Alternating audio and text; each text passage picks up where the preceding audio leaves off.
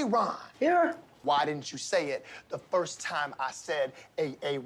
Because it's pronounced Aaron. You done messed up, Aaron. Aaron is here. Welcome back for more SPTV, where every day's a great day not to be in a cult. All right, tonight I am doing a chat with someone who somehow, after all of these years, I have never done a chat with on my channel before. And that is Marisa Sigmond, otherwise more famously known as Dianne Etex. Dianne Etex, guys, get it? Get it? All right, here she is. Hey, Marisa. Hi. Hey, everybody. Okay. Now, despite your name being spelled Marisa, it is Marisa, not Marissa. Is that right? Yeah, that's right. I'm used to, everyone calls me Marisa though, so I don't get mad about it. Yeah. So first, I guess 2 S's is Marisa and 1 is Marisa. So, Yeah. but Marisa, it is technically Marisa. Okay, good. Just want everyone to know that. So we talked a bit about what we would talk about in this chat, and what we mostly talked about is that we wouldn't have any particular agenda. We would go wherever our fancy takes us, and yet we will still go anywhere and everywhere. And so actually for a long time, and I was trying to remember how this even came to be, and I don't remember how this came to be. For a long time, if I recall correctly, like you and I just, not only were we not friends, we were kind of enemies, but I don't even know how that ever happened when we never even interacted with each other before. Like, was there, can you remember what the earliest time, like, did we ever even interact with each other until when we saw each other in LA last year? We did. I mean, just on Facebook is, as you know, the whole anti-Scientology movement was on Facebook prior to YouTube. So all the squabbles and, fights, we would just type them out. But I remember when you first came forward, as, I guess, an ex-Scientologist, or, when you first began your journey. When was it? Maybe like 2015 or something? Well, I didn't get officially declared until like March 2014. And I don't even remember. God, it's funny how fast time goes by. I don't even remember what someone might consider to be the first time I spoke out, because I was like secretly speaking out for so long under various fake anonymous profiles. I don't even know what someone else would consider my first public, coming out would be, but it must have been in one of these groups, right? One of these Facebook groups. Yeah, it was one of those, like an anti-Scientology Facebook group. And I remember when you first began speaking or, introducing yourself, I'm just going to say 2015, because I think that's around. I remember it was you and Nick kind of like together, and me and you were friends. Like what I used to do back then to every second gen that would first come forward.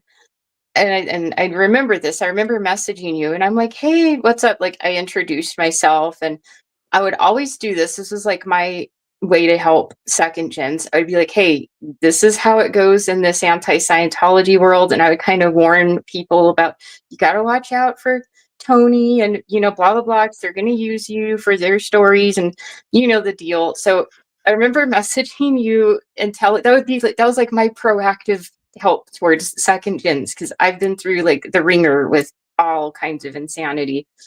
And I messaged you with that.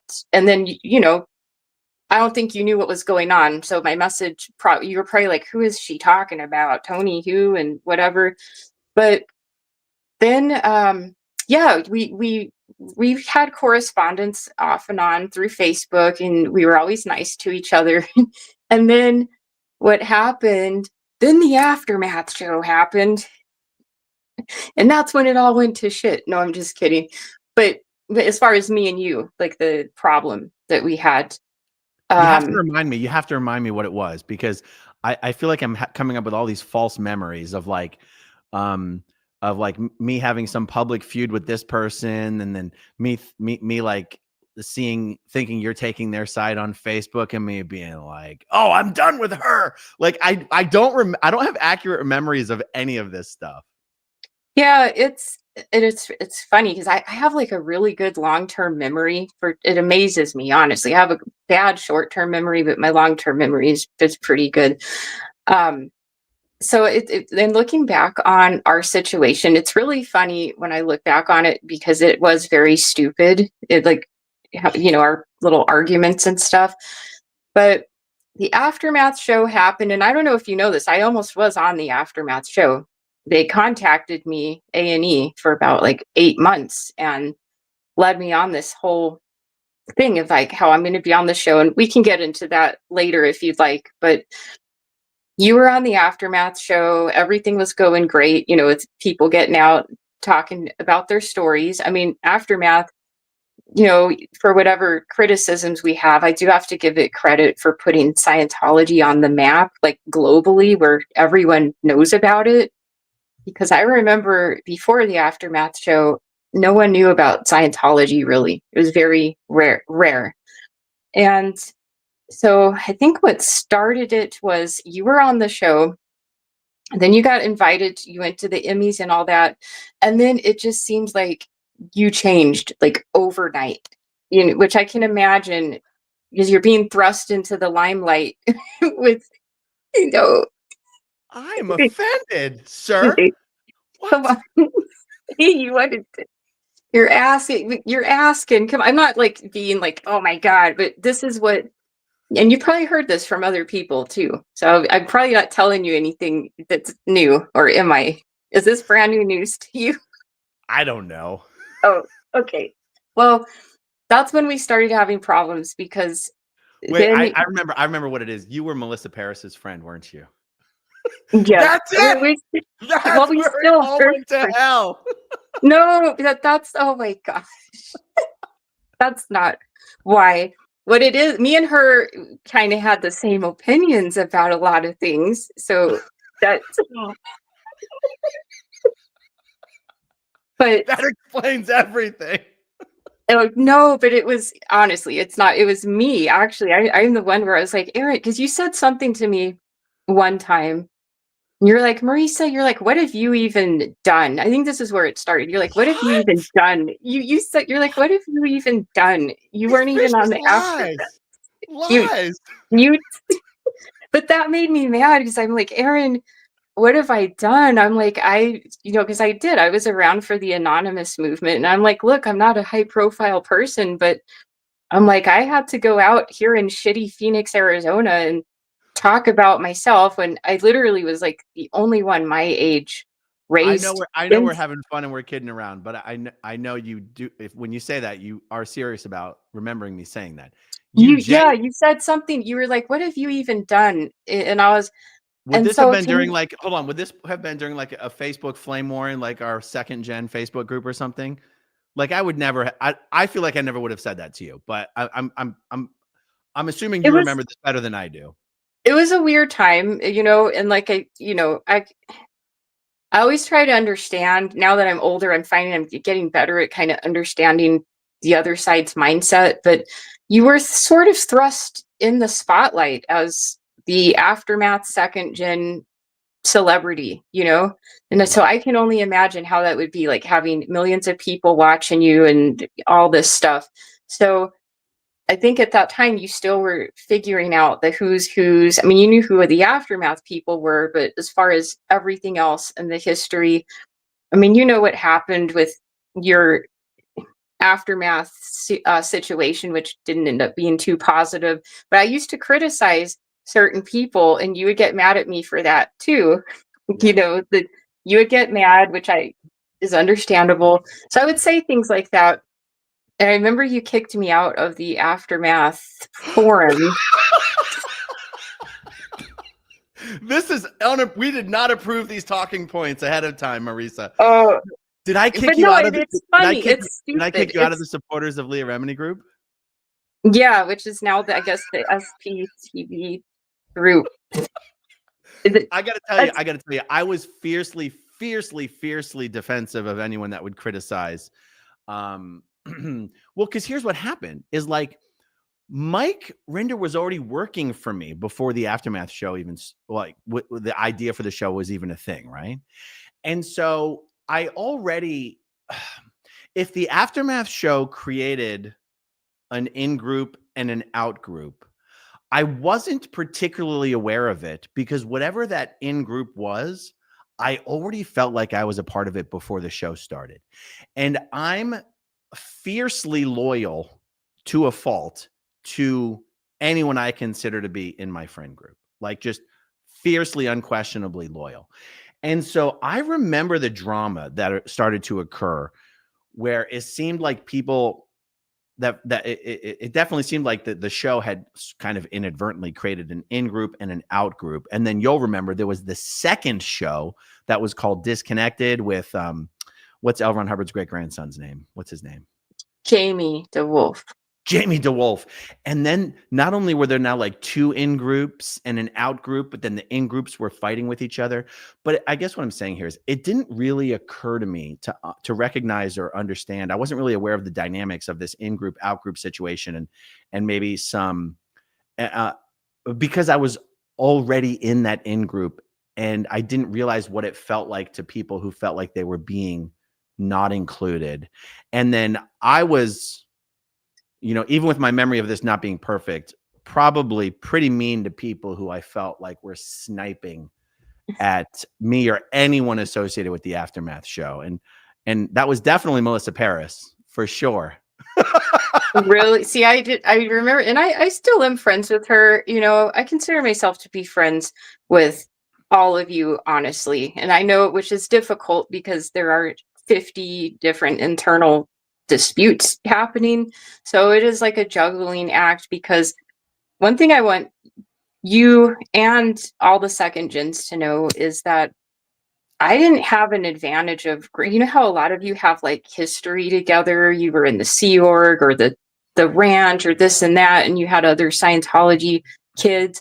I didn't have any. Like, I'm not kidding. When I grew up in a public Scientology household, but my parents were like fanatical public Scientologists, and my sister was the ED of the org out here for which is I think that's like the highest position in a public Scientology environment.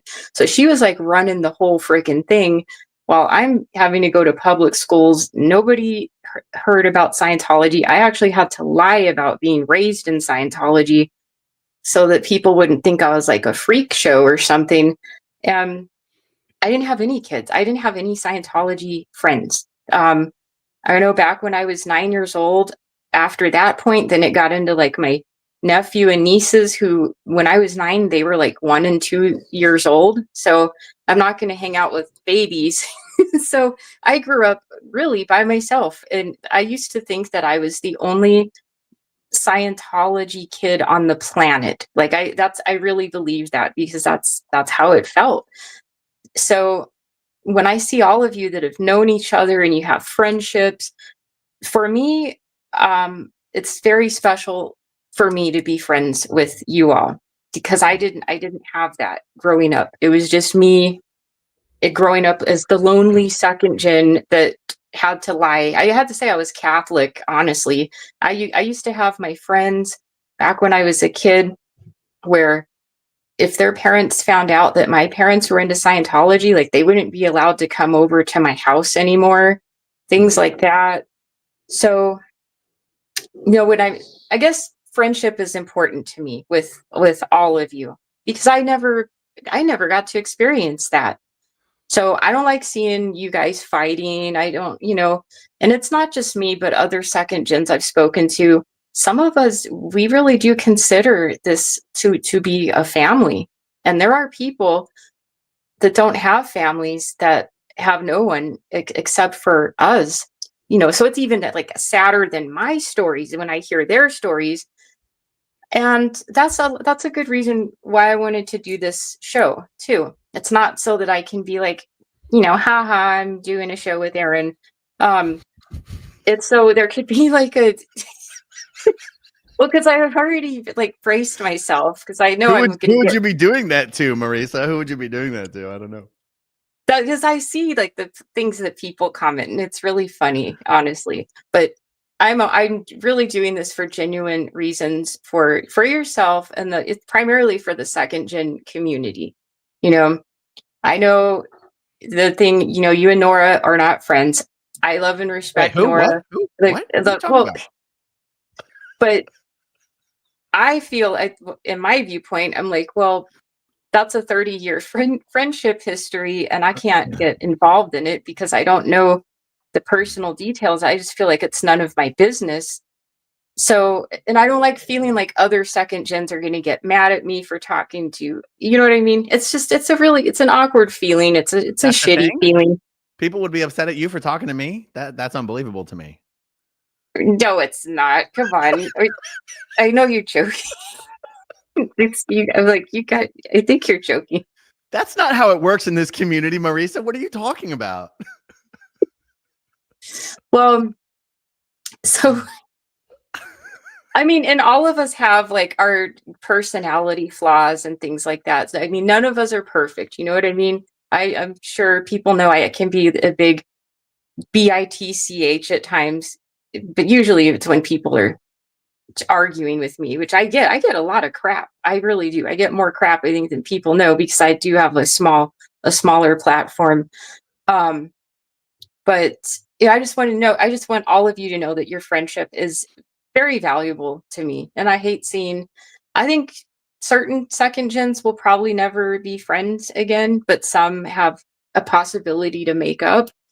And, I don't know where things went wrong, why they went wrong. But I think that in the bigger picture of things, I'm not saying we all should get along, but we have an audience that are watching us, and when they see this, there are a lot of people that are just watching this for entertainment as just one giant shit show, and they could care less about any of us, or could not care less. So all of us, I see Nora get it, I get it, you get it, we all get criticized and made fun of and ridiculed, and I don't like that part either.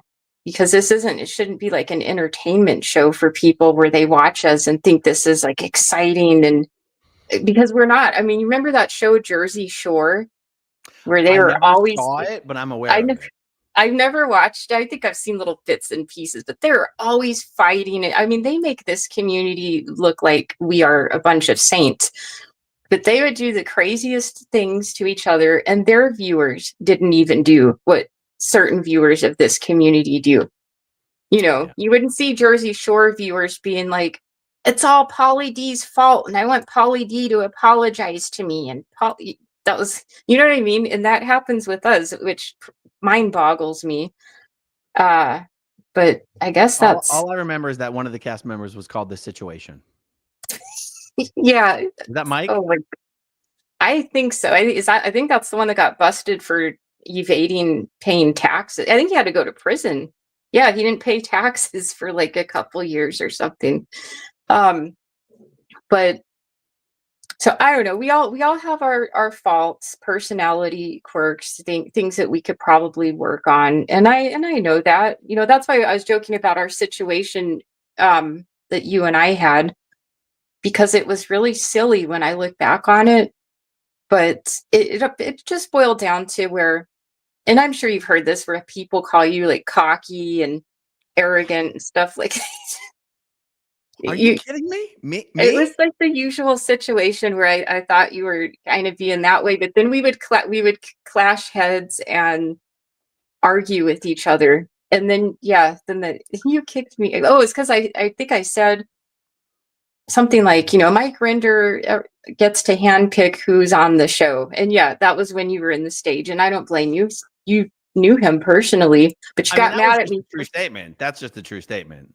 I must have kicked you out for something else. I mean, honestly, if you insulted me in that group, I would have kicked you out. I didn't. I wasn't even insulting you. It was because of, I think I was maybe saying things I shouldn't have been saying about the show at that time. I don't know. But if you said anything even mildly critical about the show, I'm sure I would have kicked you out for that. Yeah, that's what it was me just basically saying that. And then I was trying to tell my story about how I almost was on the show, but I was literally told by A&E that I could not be on the show because they were going to do a episode about Scientology deaths. myself and Kyle Brennan's mom, we were two people that were going to be on this episode, and A&E told us for like 8 months, yep, it's good to go. It's good to go. Then finally, after about 8 months, they said, we have to scrap this whole idea about the Scientology death episode. Unless if we have court documentation that says Scientology was the cause of death, which obviously I don't think anyone has that except for maybe Lisa McPherson's situation. Right. But they told me, they said that because it had to do with my nephew dying in the house fire when my sister was the ED, and OSA got sent to our house. I had to deal with OSA directly because our local news media was covering his death, and they wanted to know who his mother was. And OSA flew here from LA in like 45 minutes. And yeah, they told me not to talk to the news, all of, the usual stuff. They didn't want it getting out publicly that my sister was a Scientologist. This was 2001. And back in those days, there was still the major fear with Scientology where they didn't really want to be known like how they're trying to push now. Let's tell everyone the story, because my audience, I promise you, I'm betting is not going to be familiar with it. What happened with your nephew and your sister? Oh, okay. Well, when she was the ED, she had 3 children. Well, one of them passed away, but at the time he was 9 years old, and it was December 16th, 2001 when he passed away. So it was really just a bad time. We had presents for him under the Christmas tree and everything. But as a usual staff member, I think whether it's public or Sea Org, yeah, my sister basically was on staff 16 hours a day, 7 days a week. She'd get there at 9 a.m. and usually leave at midnight if she even left at all. And because she was in that position of being the executive director, sometimes she would have to leave her children home, and she didn't want to. And she would say things like, I can't find a babysitter. So my oldest nephew was 14. Then my youngest one was 9. And then my niece was 7 at the time. And Scientology, and I do believe, and this is how I know Chris Shelton, because he says he was my sister's senior in LA. He says that about everybody. Sorry. Well, apparently this is how it was explained to me, is that Los Angeles is in control of all the others, like Arizona, Texas, whatever. So he would tell me that my sister had to report to him each week. So she was the executive director. I guess she had to report all her stats for the Phoenix org to him. That's what he told me. So it kind of makes me wonder if he's one of the people that told my sister, well, your children, this is what she was told. Your children are not the greatest good for the greatest cause, or greater good for the greater cause. I've heard it both phrases used. Greatest number. Yeah. And so they would say, well, you only have 3 children, and there's 6.5 billion people on Earth, back then. So they would say your 3 kids are not the greatest good for the greatest cause, because you need to save the planet. And there's like almost 7 billion people on the planet. So their house, the house burnt down. She was in the middle of divorcing her husband at the time, who was a Scientologist.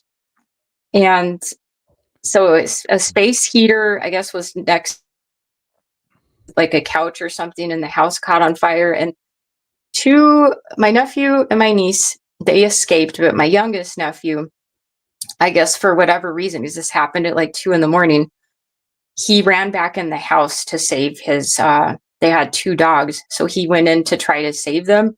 And he died of smoke inhalation, and then the roof collapsed on him.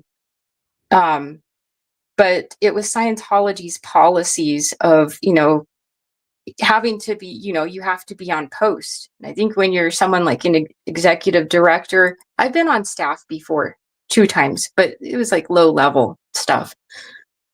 But you know how it is. Like, and for someone like my sister, she had to be on staff, about 16 hours a day. And so the local news was covering this because anytime there's a house fire in Phoenix in the wintertime, that's like a big news deal out here. I think because we're the desert. So I remember coming home from work and there were 2 news vans parked outside of my home. And I already knew about his death. And when I saw the news vans, I'm like, oh shit. Like, I've never had to talk to news people before.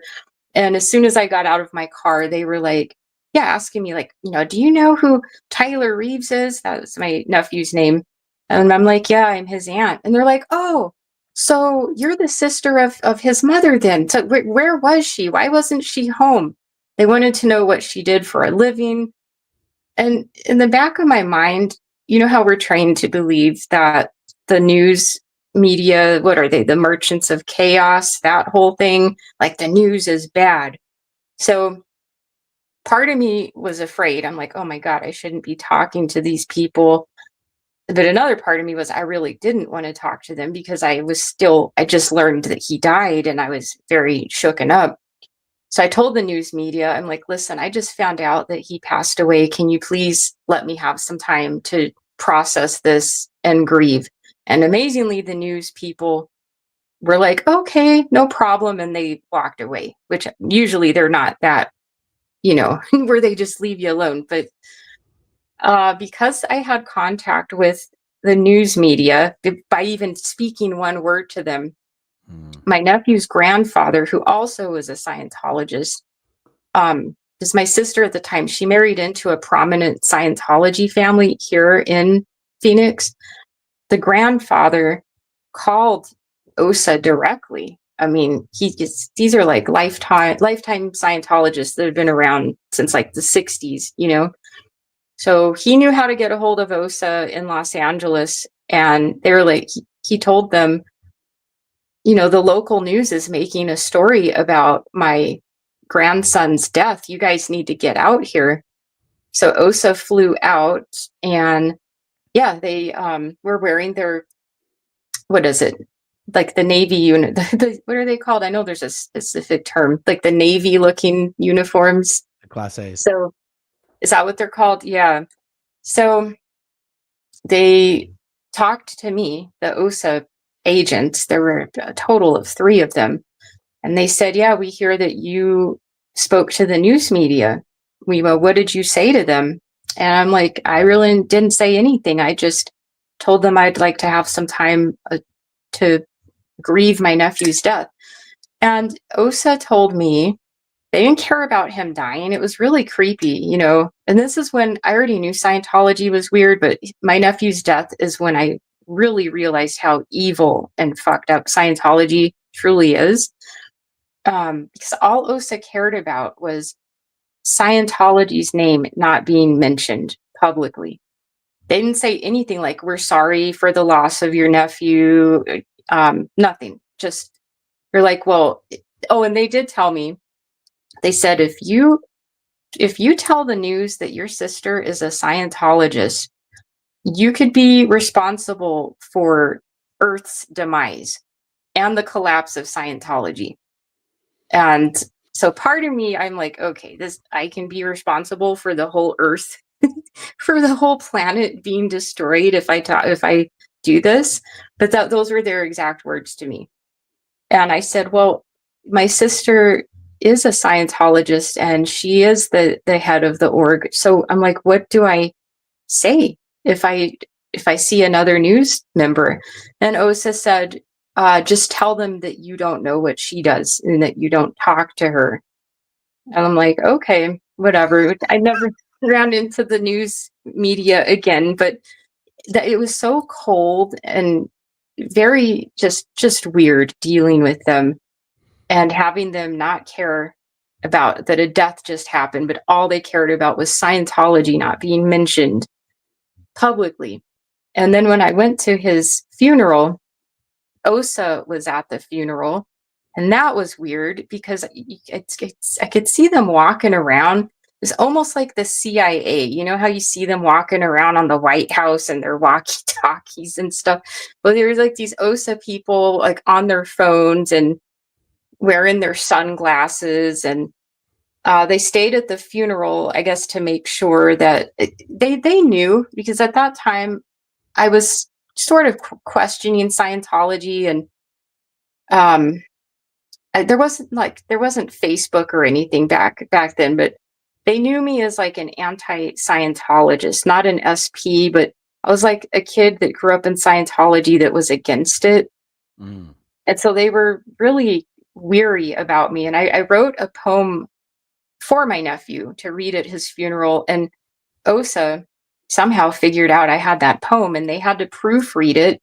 They're like, yeah, we hear you have a poem you'd like to read. Can we please read it first? And I'm like, I asked them why. And they said, we just want to make sure that there's nothing in there about David Miscavige or L. Ron Hubbard.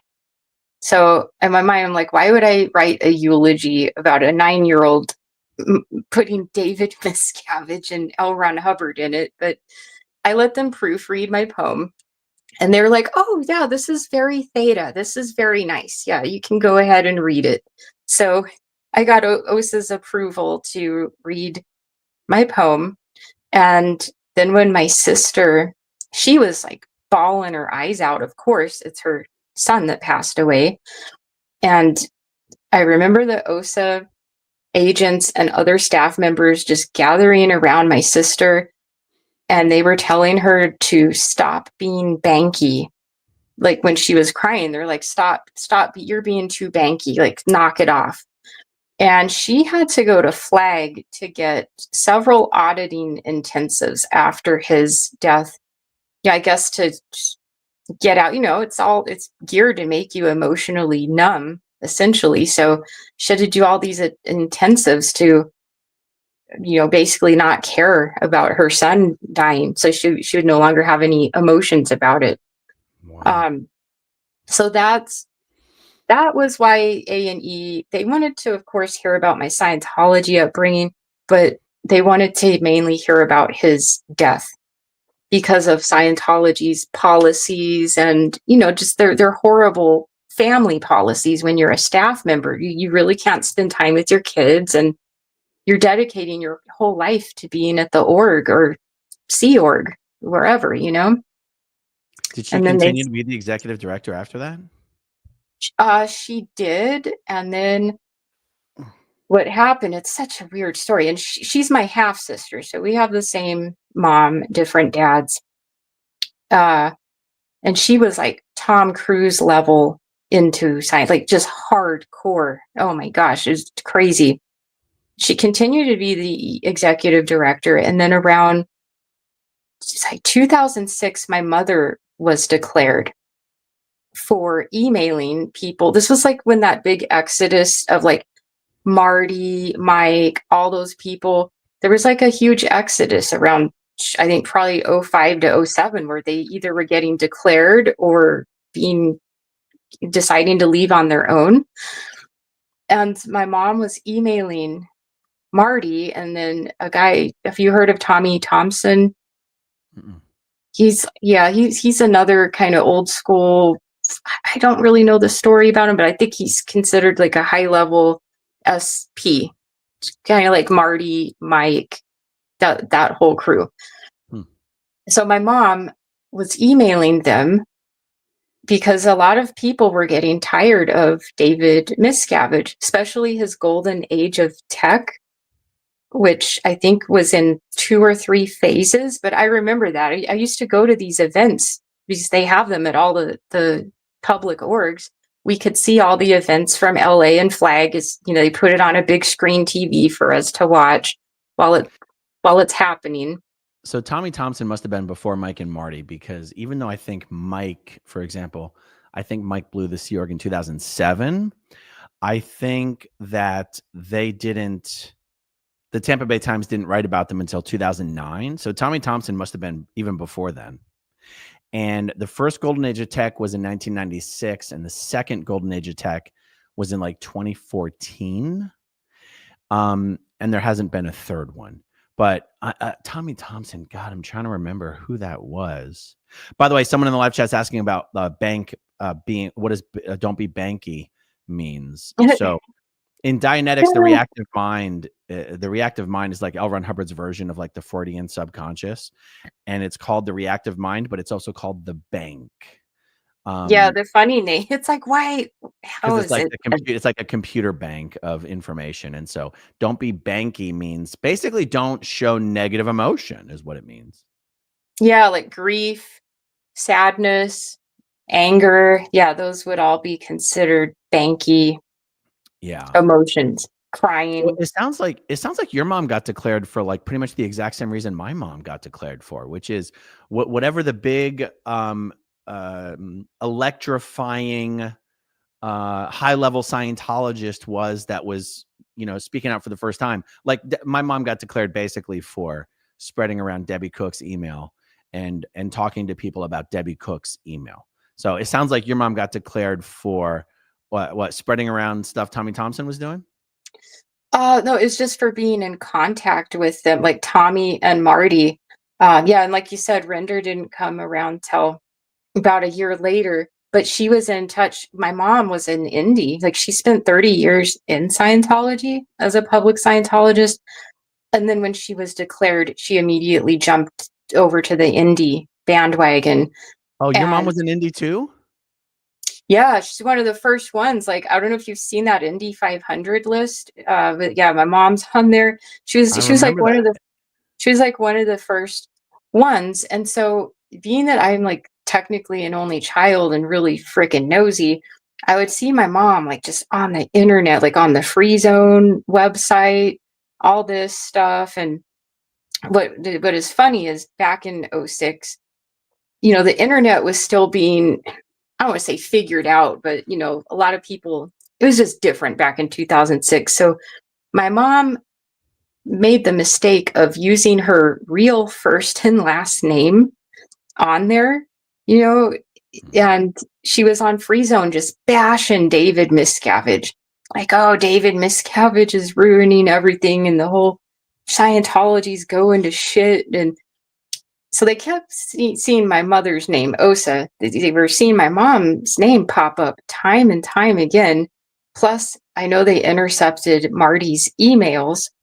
And so then they see my mom's name again, and they're like, who is this lady? And then they investigated her, and they're like, this is the mother of the executive director of the Phoenix org.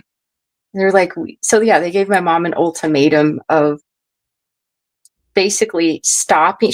They wanted her to do a whole amends project. I think she was put in what's the worst one, like treason or something.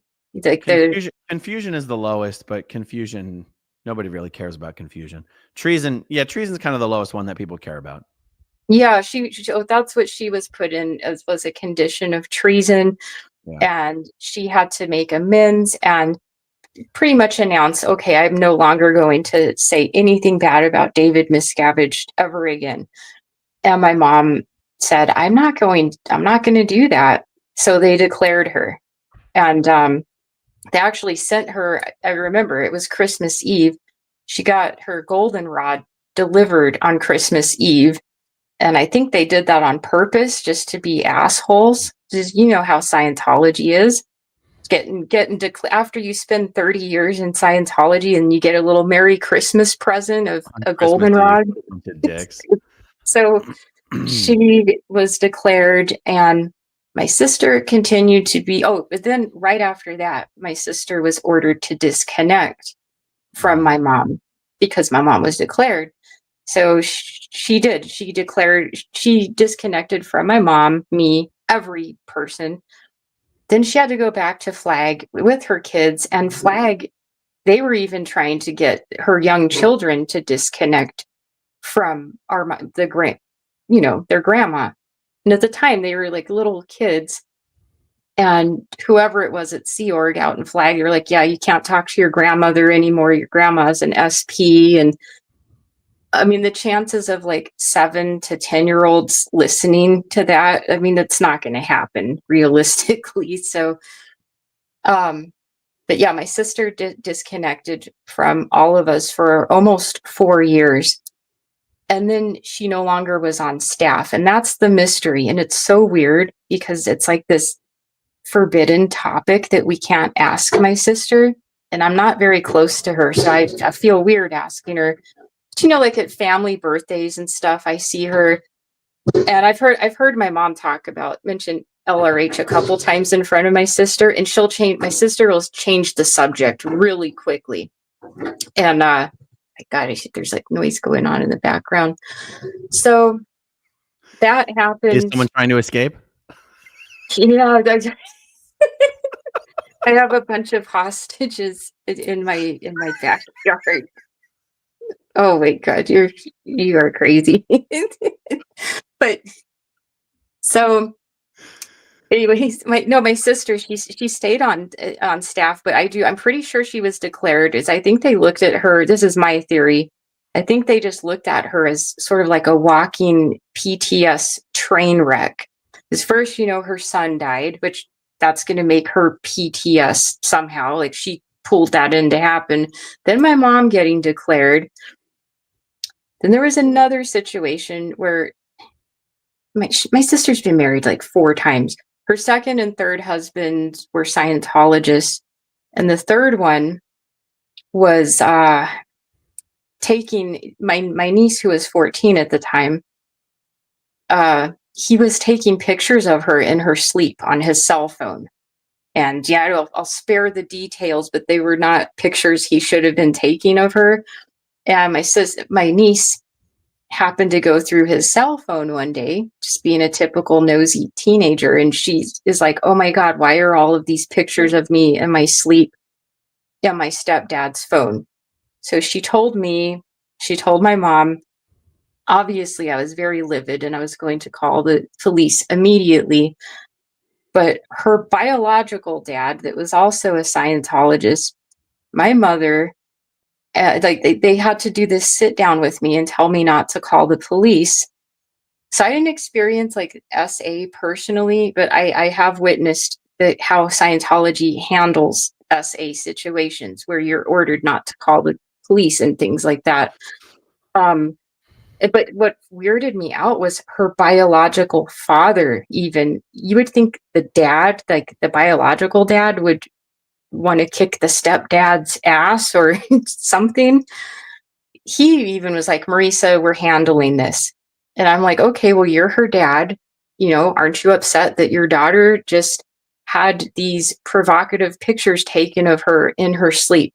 I'm like, what do you mean by you're going to handle this? I'm like, because I'm going to handle it. I'm going to call the police, and I want this guy being prosecuted, investigated, whatever.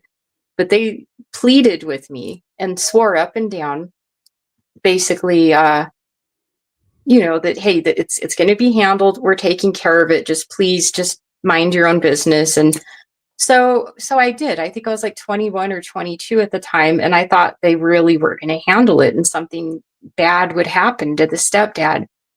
But as we know, handling, what that means now is, nothing happens. I mean, I don't even know if the stepdad received any auditing or anything to reprimand him for his behavior. Was he a staff member or public? He was a public. He's in LA. I'll even say his name. I don't care. I know he's floating around somewhere. Yeah. Frank Spano, Spano, and Frank Spano. Yeah, and he's in Los Angeles, and I remember messaging him on Facebook one of the final times, and I just said, hey, this is not. I think I said something like, I thought Scientology was supposed to cure you from wanting to do perverted things like this. I'm like, obviously it didn't work for you. Or I said something like that. Well, he blocked me on like every social media platform. So I haven't heard from him since back when this happened. But he's still floating out there somewhere, and I think he's still a Scientologist. I don't think they did anything to him at all. Wow. So, but it's just the whole point. It was so weird. The biological dad, who, he passed away a couple of years ago, but for the biological father to even tell me, it's being handled and not, and he was agreeing with it. I thought that was just very disturbing, Wow. Is your sister out of Scientology? She is, but again, it's like a secret. I want to ask her, like, what happened to you? Like, why are you not involved? But my mom can't. It's just this weird thing that she won't talk about. And it's a great mystery. And all I can do is just have like theories in my mind of what happened to her. And I'm like I would 90% guess. sure. I think she got declared just because of like all the bullshit that was happening in her life, you know? Oh, you don't even know if she's declared? No, I do. Or Oh. wait. No, I know she's not in Scientology. As far as if she was declared, I'm guessing that she is. I'm pretty sure that she was, but I don't know. I suspect that she signed some sort of a bond, an NDA, and that she doesn't understand that those are basically unenforceable. And of course, not being a lawyer, I probably can't personally insist that they're unenforceable, but I would say, show me one example of Scientology in the last 25 years enforcing any of their bonds or NDAs, and you won't find one. You know, they tried with Debbie Cook, but that lasted for about 6 minutes, and then they had to give her millions of dollars to please stop saying anything.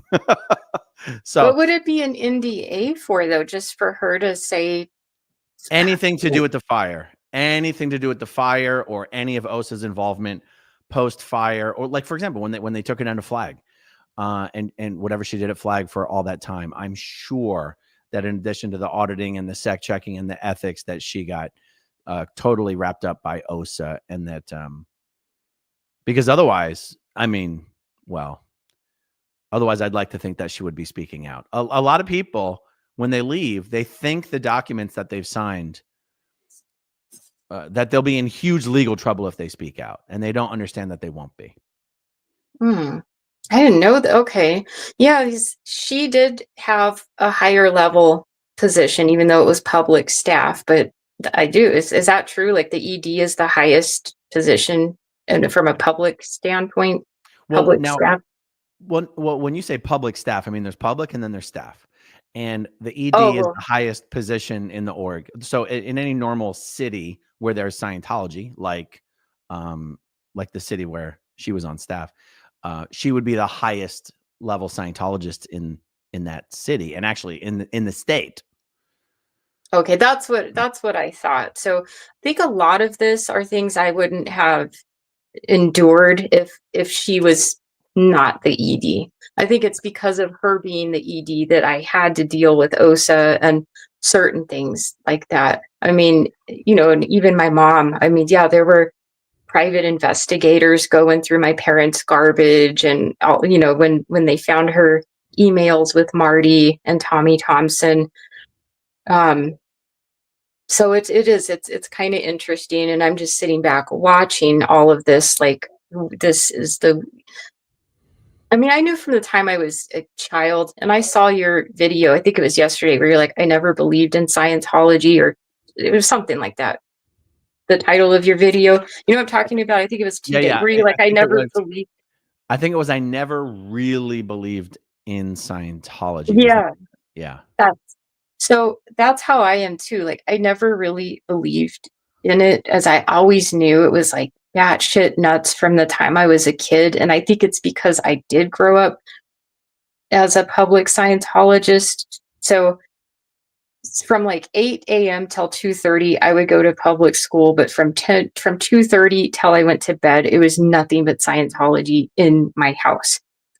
I mean, my parents used to sit around and listen to L. Ron Hubbard tapes for like 3 hours at a time. And oh my God, that's terrible. Yeah, they would do. And I would sit there as a child, and I'd go in my room because I'm like, okay, this is adult time, I guess. And I could hear L. Ron Hubbard, and I'm like, what is this dude talking about?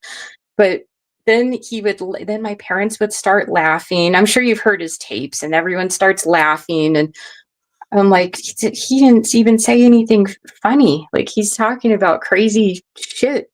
But my parents were very, very, very hardcore and into it. Thank God my mom never played LRH lectures at home. That would be absolutely mind numbing. Oh God, they would do it all the time. And not only that, like my sister, when she was the ED, and I think I joined staff once when I was 7. And I know a lot of people don't believe me when I say that. It was it was probably 1986. It was my summer vacation. And Wait, they you were born in knew 79? 78. Okay. All right. Yeah, September of 78. So it was my summer vacation, and I guess they needed a stat really bad. And my mom was on staff. And so they regged me. And I'm 7 years old. And I'm like, well, I can only do this for 3 months. I have to go back to school. And they knew, but they still used me for 3 months. I just stamped, promo or the. Did you put those bright orange and green stickers on the bulk mail? Yeah. That's what we did at the org when we were little. And then it would be like a typed out thing, that everyone receives the same exact letter. But then I would just sign my name so it looks personal, like I really care, even though I'm a little kid. And it would say things like, hey, you recently purchased Dianetics, and when are you going to come in to do your next step type of thing? And then I would sign put my name in there. But so I joined staff at 7 for like 3 months. At the time, I'm 7 years old. I'm like, oh, this is fun. I get to act like an adult and pretend like I'm working. Because you know how kids think like that. So I was just stamping and folding letters. But then I joined again when I was 19. And that was for about 6 months. And that's where obviously I got to experience what it really is. And when I did join at 19, I would have to go into the org. My sister would drive me because she was the ED, and it was about a 45-minute drive. And all she would listen to is golden era production music. Like, that's what I mean. So my family was like hardcore. Like, if what year about would this have been? Okay, I was 19, so I'm guessing maybe 99 or 2000.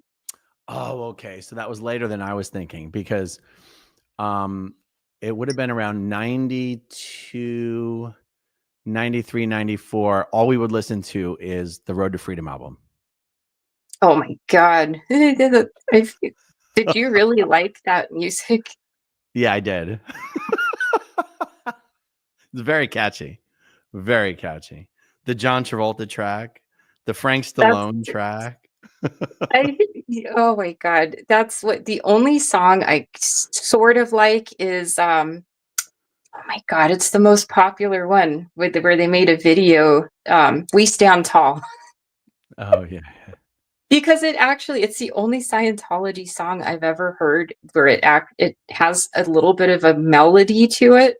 The other ones are like a mix mash of, there's like no harmony, no beat. I'm like, who is producing this shit? But so yeah, can you imagine though, 45 minutes a day, I would have to sit, and my sister wouldn't say one word to me. That's why we've never been close. The whole drive, it was just her cranking up the volume to We Stand Tall and Key to Life. I think that's another one, the Key to Life song. So I would just sit there for 45 minutes having to listen to, and every once in a while even thank you for listening. And I'm like, God, that's the worst. They could use that album for CIA torture, like to get the truth out of people. That was at the end of the Road to Freedom album. Yeah, that one. Where they synthesized L. Ron Hubbard's voice to be like almost impossibly low. Yeah. Oh, is that? I thought that's really what his, because he sort of does have a baritone low voice to begin with, but they altered, they made it even look totally synthesized, computerized. Oh my God. Well, I remember when my parents would listen to their LRH tapes, and sometimes that song would come on and they would just crack up laughing. And I'm like, this is not freaking funny. And you know what I did? This is about a year ago. I popped in an LRH tape. So I'm like, now that I'm an adult and I think differently, like maybe I missed out on something. Like maybe he said something and he really was like this great, phenomenal person. So I'm going to listen to this as an adult. I listened to about 20 minutes. I think it was the Clean Hands lecture series. I listened to about 20 minutes of it, and he makes less sense to me now as an adult than when I was a child. Because I always ask my parents too. I'm like, what did you guys see in this guy? Like, what did he say that's even remotely fascinating? But I give people like my parents were from the Bay Area back in the 70s, and my dad was like an ex-hippie dude. So I kind of give them a free pass because back then that was like the hub of new age groups and cults. And, I'm like, okay, you guys have an excuse. But my mom, like, she's never even done drugs. So, oh, shoot. I'm just like, I don't know what my parents were both raised Roman Catholic too. So they say they found Scientology attractive because it didn't have the whole like religious dogma approach of worshiping a god. And Scientology makes you feel like you're progressing. So like you're improving yourself, almost like going to college or something. So that's why it appealed to them. That's what they tell me. Yeah. So it was very definitely interesting growing up because I was surrounded by nothing but Christians, and I would hear my family constantly make fun of my parents. Like they'd come over and they'd say things like, "So, are you walking in the clouds with L. Ron Hubbard yet?" And see, and I just knew, I'm like, society really does not like this Scientology stuff. I mean, I just knew that from a child that it's very well disliked by. So it was embarrassing. I didn't want anyone knowing I was growing up in it. It's So funny that you mentioned that because I had a similar experience, and yet normally you would think that a child is unaware of how people might react to certain things, and so they just blurt out embarrassing shit, right? But I remember being in the 3rd grade in Miss D'Amico's class, sitting in a circle, and everyone was going around in the circle saying what their parents did for work. And I remember thinking, and so I'm 8 years old, right? I remember thinking, oh, Jesus Christ, don't get to me. Don't get to me. Don't get to me. There was something even as an 8-year-old that I'm like, nobody likes Dianetics and Scientology. And I don't even know how I knew that.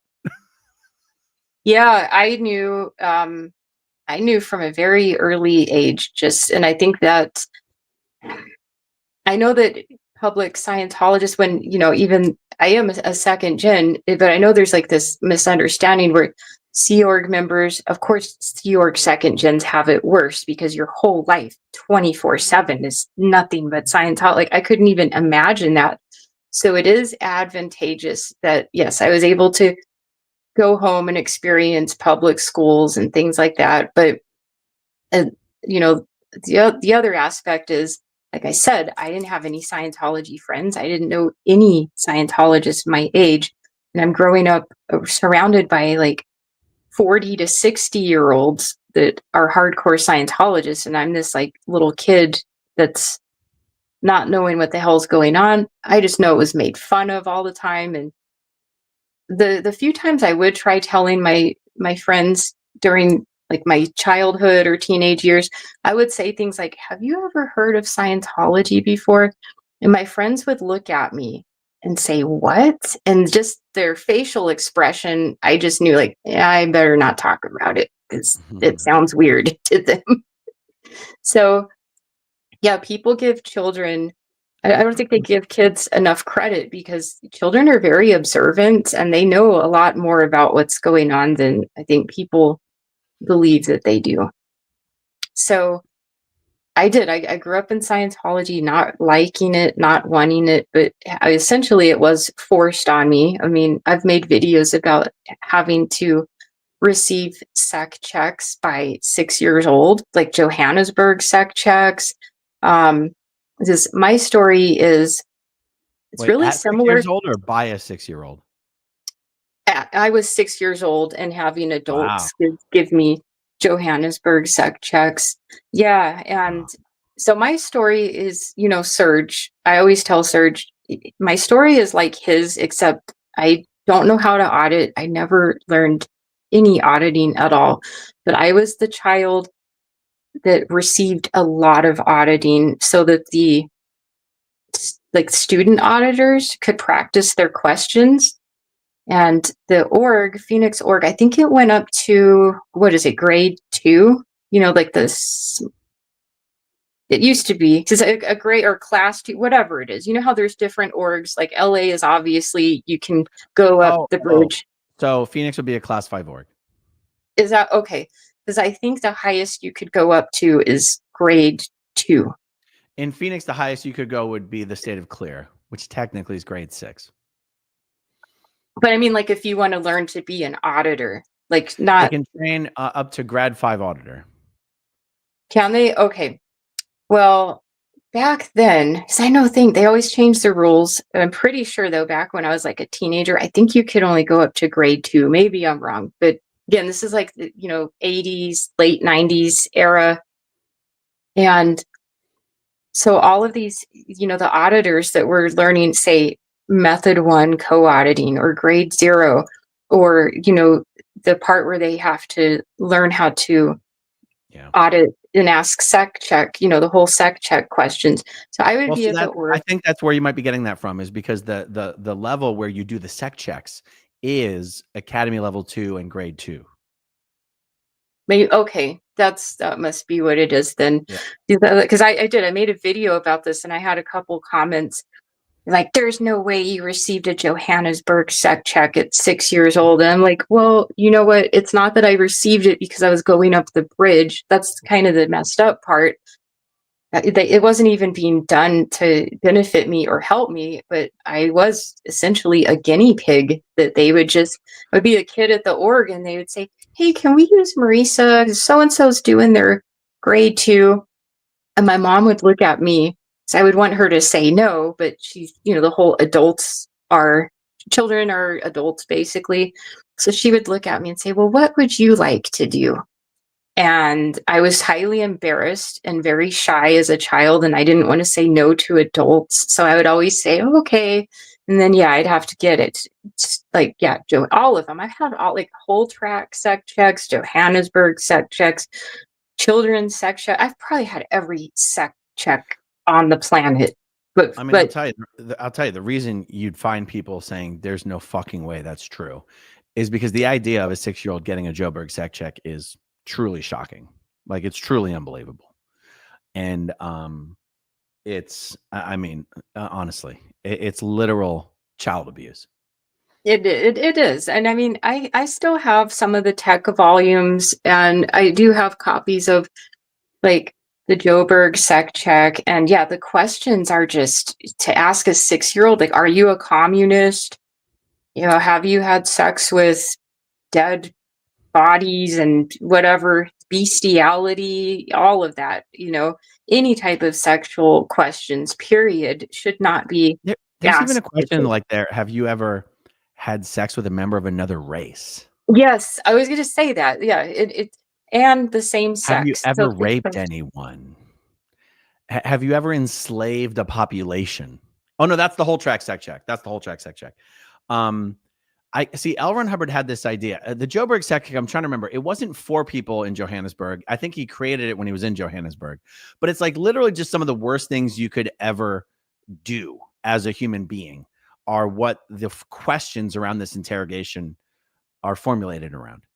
And the idea of doing it to a 6-year-old child, because also, if you can't come up with answers to the question from this lifetime, you're expected to go past lifetime, and that's where it just becomes this incredibly abusive mental process. And you can't get out of the auditing session until you finish the questions.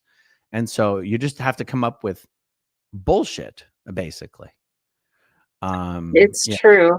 I would just say no all the way down, because honestly, at 6 years old, the answer is no, and it still is as an adult today. Like, most of those answers are no, but so it would go pretty fast, I guess, probably compared to maybe an adult Joburg sec check. So I would just be like, no. But that damn thing took a long time. I think it was like an hour, maybe minimum. But it's also because, for the people watching, and I wonder how much of this you remember, honestly, as a 6-year-old, is the point of doing these interrogations using an e-meter is that you don't care if the person says no. You're taking up a question if the e-meter reads and the e-meter says that there's an answer. And then, so Marisa, if you're the one on the cans, the auditor might ask you the question and then the meter reads, and then they're going to ask you the question and you might say no, but the e-meter said that there's more there than that. So they're going to continue to interrogate you about it, ask you to take a look, try to steer you with the e-meter. Now, if you were just a little kid, you might not even, you didn't even probably know the rules of what was going on here. You might have just said no the whole way and they figured out how to sort of move on. But that would also defeat the entire purpose of this person doing the Joburg sec check on you. Is like, he's supposed to be practicing his sec check skills. So going through an entire sec check where you just say no the whole time and they don't get anything out of you would defeat the entire purpose. Is that sort of how you recall it going down? For the most part on the Joburg sec check, yeah, because I don't think they were getting any e-meter readings because I really wasn't a communist at 6 years old and I really wasn't having sex at all. So I was telling the damn truth. So, but I did experience what you're talking about in other sec checks. I think it would be more like the children's sec checks where they ask you things like, are you hiding any secrets? Those kinds I did get grilled on. Or have you done something you don't want your parents knowing about? Though every once in a while they would get reads on those and the auditors would kind of grill me more like, ask me over and over again. And then usually I'd be like, okay, I stole a candy bar last week at the store. But they would kind of grill me until they got out whatever it was. What is it? Wouldn't be an overt and withhold. Some of this is becoming really rusty to me, but maybe that's a good. It would be an overt and withhold. But yeah, it was. I always joke and say I was like a Scientology guinea pig growing up because it was for them to experiment and use me to toy around with their e-meter and ask me all these crazy questions so that they could get like their meter to fine-tuned and things like that. Yeah. And hey, I just looked. You were on staff when you were 19 and your sister was there. What was your post at that time? I believe it was both times. It was is it Div 6, which deals with like the promo or welcoming people and showing them the intro to Scientology video. And Div 6 would be, there's a promo department in Div 2 and there's a promo department in Div 6. But the intro video would also be Div 6. That's what okay. So the 7-year-old staff time, it was Div 2. So Div 6 then. Okay. I get those two mixed up. But that's what, when I was 19 years old, I still dealt with a lot of promo, but I also cleaning L. Ron Hubbard's office in case if he ever visits again. Had to do that, writing letters, and all of the new people coming in, I would help get there. I didn't give any OCA tests to people, but I would help them get the movie and the what is Scientology movie, or what I'm talking about. Is it called the orientation? Yeah, the orientation video. I would have to do that. So again, they weren't like high level staff positions, but what's funny is I had to sign a 1 billion-year contract, and I do remember that. And people need to remember, like, this is the Phoenix org, so it's not like Los Angeles or Flag where everything is done, probably more appropriately. Not that it would be appropriate, but you know what I mean. Flag is like the quality, yeah, it's like the quality. And this is what they would always say, the Phoenix org is so shitty. This is nothing compared to California. So I signed a 1 billion-year contract, which I was told they ran out of 2-year contracts. So they gave me We're fresh out of the 2-year ones. Can I get 1 billion? Bring in the billion. I've seen the 1 billion-year contract and I had to sign it. And You know, at the time, I already kind of knew what billion years meant because, you know, Scientology is all about reincarnation and everything. But they were explaining it to me and they said, yeah, a billion years just means, you know, you're going to keep coming back again and again for eternity as a Scientologist. So, yeah, essentially, you're signing away that you're going to be on staff for the next billion years. So I don't know. And I think they did a lot of this with me because I was younger. They were probably like, what is this young chick? She's not going to know that this is standard tech or standard policy. So from what I've heard from various people I've talked to, I guess I received a pretty bang up job of experiencing Scientology. I received just a very dysfunctional where no one out here in Phoenix knows what they're doing. But it's not like there's not like a good part. There's not a good type of Scientology. It's all horrible. But I experienced, yeah, like an experimental lazy like, yeah, let's just use this little kid for trying her out with our e-meter. And so it was really horrible. I would say auditing, yeah, I just think that's like absolute child abuse. I mean, you're essentially putting your kid on a lie detector machine and asking them a bunch of very invasive, inappropriate questions. And even today, now that I'm 46 years old, I think the amount of auditing that I've had, I can tell it's significantly impacted me. I do. I think that they were able, back then, this is the peak time of my brain developing and emotions. And I'm having to receive all of these auditing sessions that suck the emotion out of you. I mean, that's the whole goal. And I think I'm a pretty, I don't want to say detached, but could just tell I'm kind of like an emotionally desensitized person. I feel emotions, but it's kind of hard to feel them, if that makes sense. It's funny, when I was in Scientology, if somebody had tried to characterize it to me as something that strips you of your emotion, I would have very much objected to that. But it now seems to me to be completely and utterly true. And I know Scientologists will rationalize that away and say, no, miss emotion. Because as I sit here, Scientology says miss emotion is a bad thing. And you go, well, how do you define miss emotion?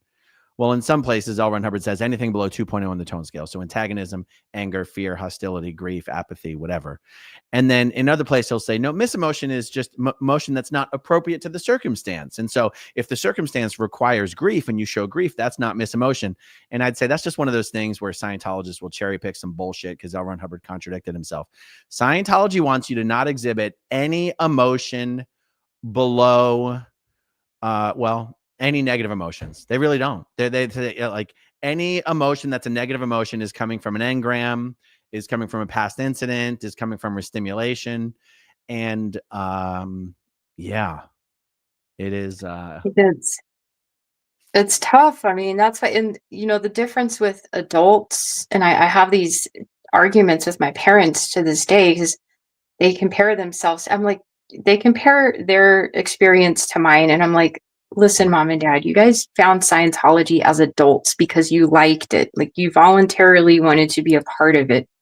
Scientology is not a system meant for children. I mean, just the questions and the amount of mental and emotional stuff, it's pretty hardcore and intense, Yeah.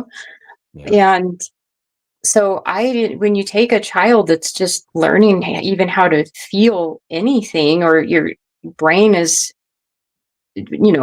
developing and learning how to process everything. And when you take someone during the peak of that and have them experience auditing of like for years. I mean, God, this went on for probably from 6 years old. That's my earliest memory of being audited. But all the way till like 19 to 20. I mean, that's my whole youth and teen years of getting just emotionally stripped constantly, where that was like my goal, or their goal, I should say. But I learned how to do things. I don't know if we all are the same, but most of the time I wanted to just get out of there and have all these auditing sessions end as quickly as possible. So I would force myself to get butterflies in my stomach with each question, because I think that gives a, like, so I would do that all the time and everything would go pretty quick. Like, oh, your needle's floating. So I think a butterfly feeling gives a floating needle. That was my little, that was my technique. And Yes. I came pretty close to joining Sea Org. I've talked about this many times. I was an early bloomer with like the drug experimentation. So I started smoking pot at 14, and then I did LSD at 15. And during that time, it was still, if you did LSD, you couldn't join Sea Org. So I couldn't join Sea Org because of that. And there were always like Sea Org members at the Phoenix org, almost like every other week. Like they'd come in there to pump all of us up, like, yeah, we got to do this. And I mean, the Sea Org, that's like the elite, that's the Delta Force. They're like the Navy SEAL. They're the Delta Force of Scientology. So they would come in, and it was so funny because whenever I saw a Sea Org member walking towards me, I knew it was for one reason and one reason only, that they're going to grudge me to join Sea Org. So I would just tell them from 10 feet away. I would say, I've done LSD before, and they literally would just walk away. Like, so I'm like, hey, I'm saving you guys 4 hours and myself 4 hours. But yeah, they wouldn't even ask me anything. They're just like, oh, we can't talk to her. All right. I know people are wondering, are those real tattoos or do you have stickers on your shoulders? Do they look like Yeah, these are real tattoos. Yeah, they're real. Actually, I have a huge tattoo on my back too. I got a back tattoo when I was like 23. So yeah, half of my back is it's all like Hindu artwork on my back. So man, I'm just like I'm a rebel. I'm just kidding. But yeah, these are real. I got these I don't know, about 2 years ago. And That recently? Yeah, these are pretty recent, like within the last 2 years. And each one of these circles took like an hour and a half. It's crazy how long tattoos take, especially if you get like colored ones. So yeah, it's I can't handle the pain. I've never gotten a tattoo, but this wasn't too bad. The back one hurt. Oh my God. I mean, they don't do it. They usually go 5 to 6 hours tops, and then they stop for the day. So my back is like a total of, I think, 24 hours. And I didn't know how painful they were going to be. But yeah, my back felt like someone taking a razor blade and slicing into me. So it was very tough. But once they started, I'm like, well, I can't stop. So I have to just tough this out until it's done. But yeah, that's like, these might look fake because they're kind of vibrant little. Yeah, if there was more light, I think people would see how bright they are. Okay, so I got a question. If that was your Scientology experience, but just basically being completely immersed in it, your parents are in it, your siblings are in it, and all that stuff, how did you go from that to I think being involved with Anonymous around the 2008 time? Is that when it happened? Yeah, 2008. I think that was the year the Anonymous movement began their anti-Scientology protesting. And the reason that happened was, how I told you my sister had to disconnect from us when my mom was declared, which, that happened. My mom was declared in 2006. My sister was disconnected from us in like 2006, 2007. Then 2008, Anonymous came around, and their very first protest was called Operation Reconnect. And it was specifically about Scientology's disconnection policy. And here in Phoenix, to have 60 to 80 protesters show up, like, that's huge. I mean, because it's not like LA out here where So, and they Anonymous was doing this every month, like protesting nationwide around like all of the orgs. So the Phoenix org specifically, I would know that like 60 to 80 people are showing up to protest, but there was not one ex-Scientologist amongst them. It was all just anonymous. And I'm like, I have to go to this. My sister's disconnected. My mom was declared. I grew up in this and I know how messed up it is. And I have all these people there protesting, but there's no one there to sort of say, yes, I'm a victim of this and this is how it goes.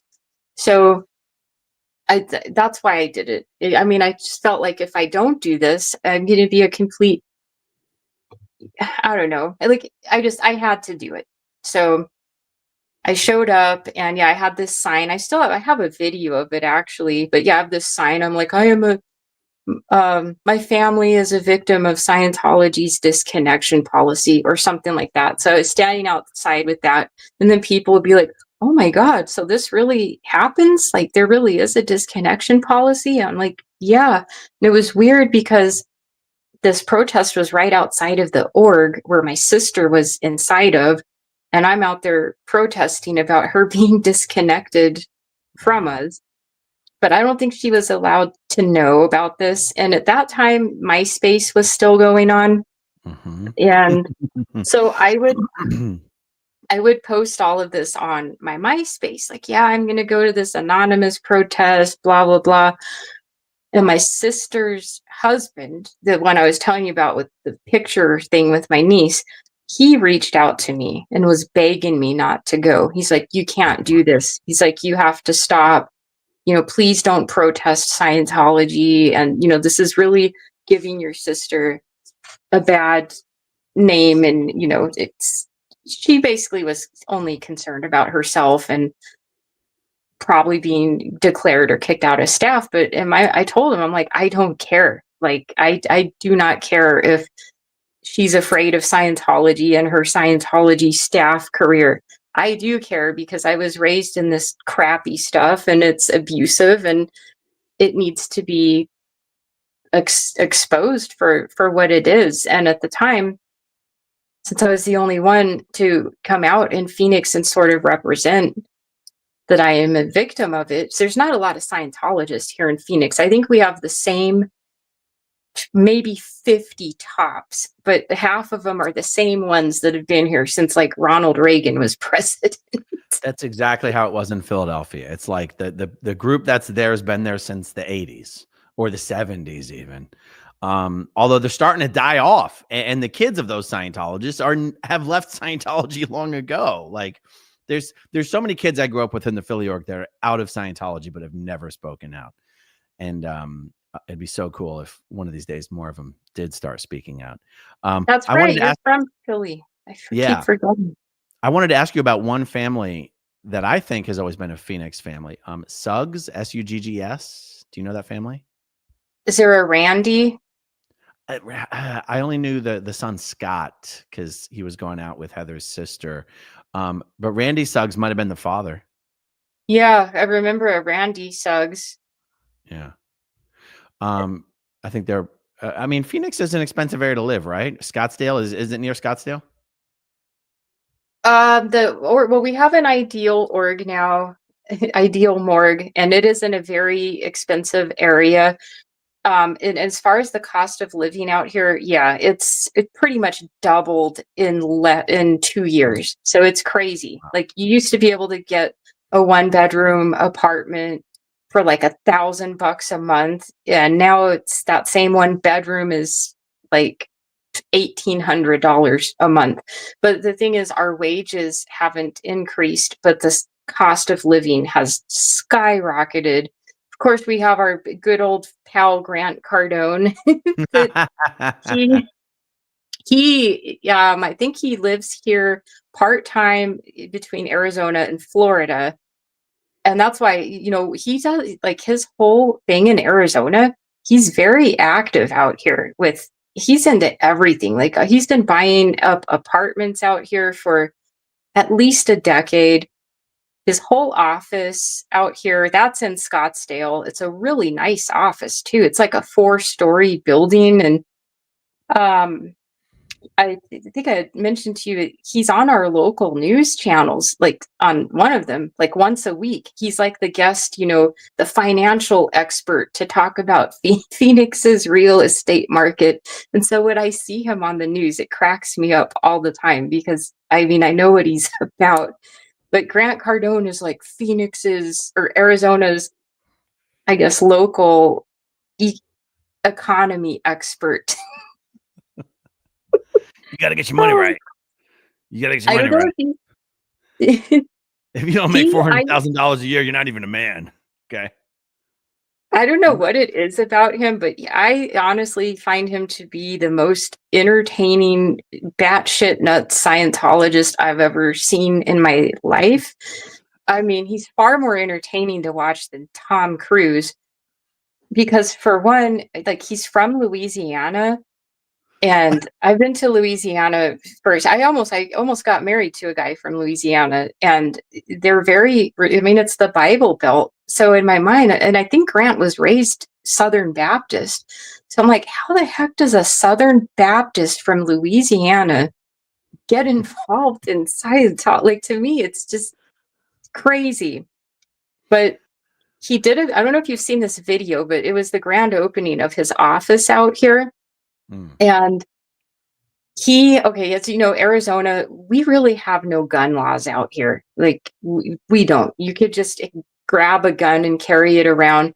So he's bragging about his office, and he has a metal detector thing for his employees to get in to make sure that they don't have guns. As he's sitting, but Grant is wearing a gun. I'll send you the video if you haven't seen it.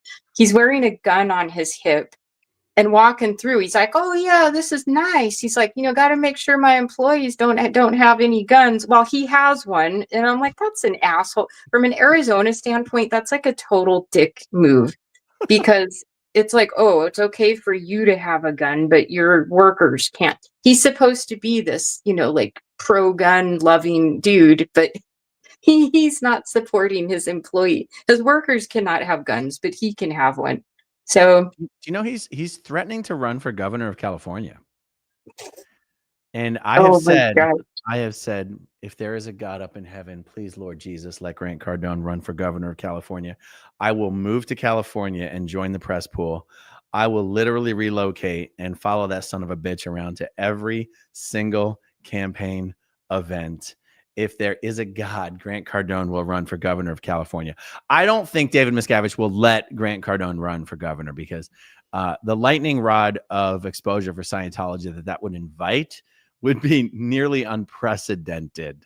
Did you know, Maria? Did you know Scientologists are not allowed to run for office here in Clearwater, Florida? Scientology forbids them from doing it. Did you know that?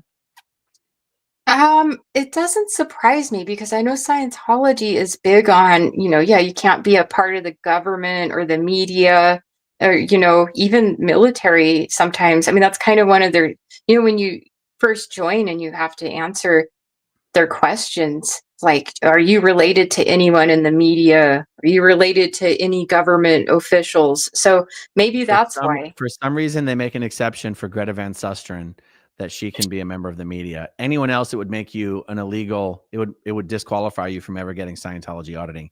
No, the reason they don't let you Scientologists are allowed to join the military, but they're discouraged from doing so.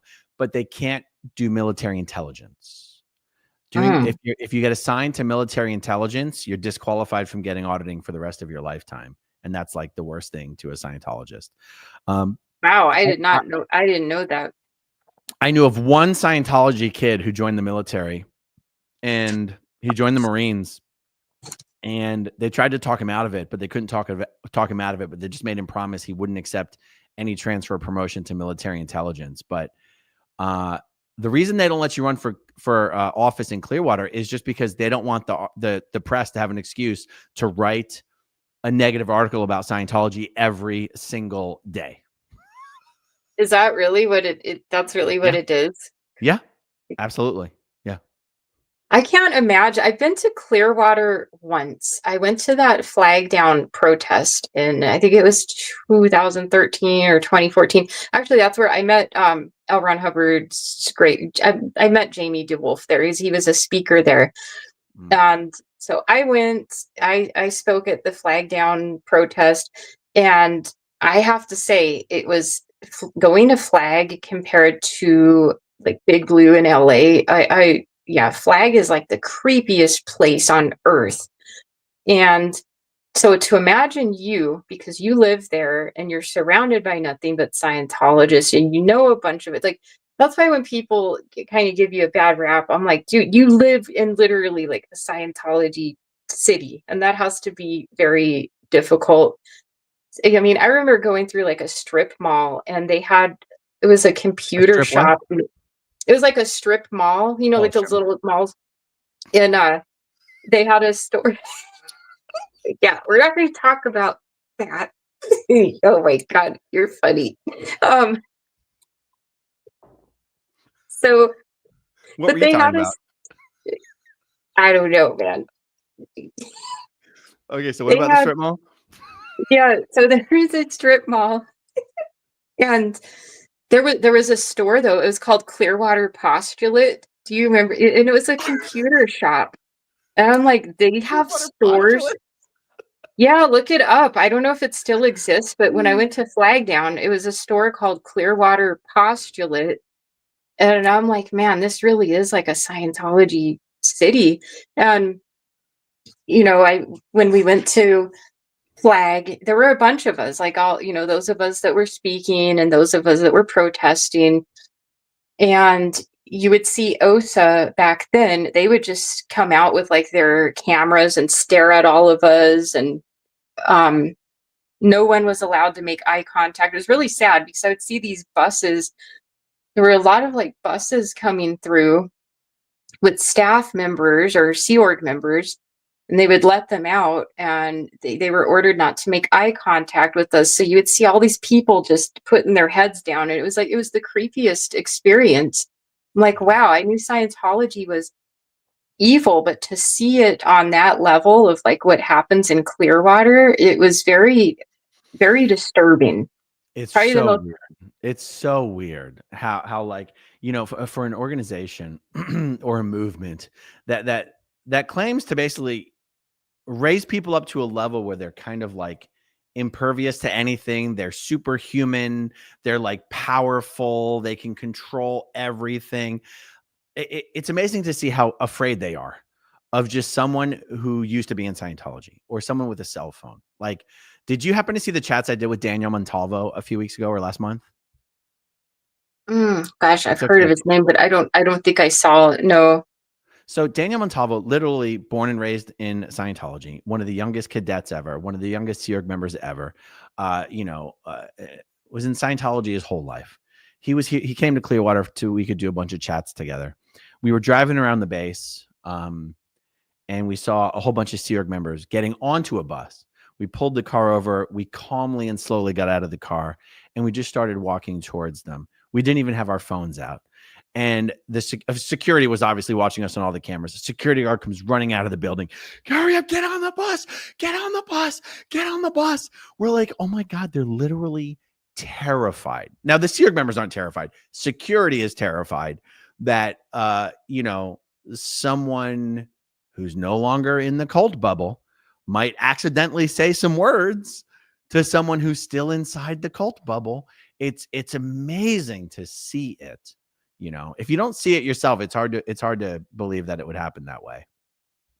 Yeah, it was really depressing, honestly, just to see, because I saw elderly people. I did see younger people too. I saw probably 10-year-olds up to like teenagers.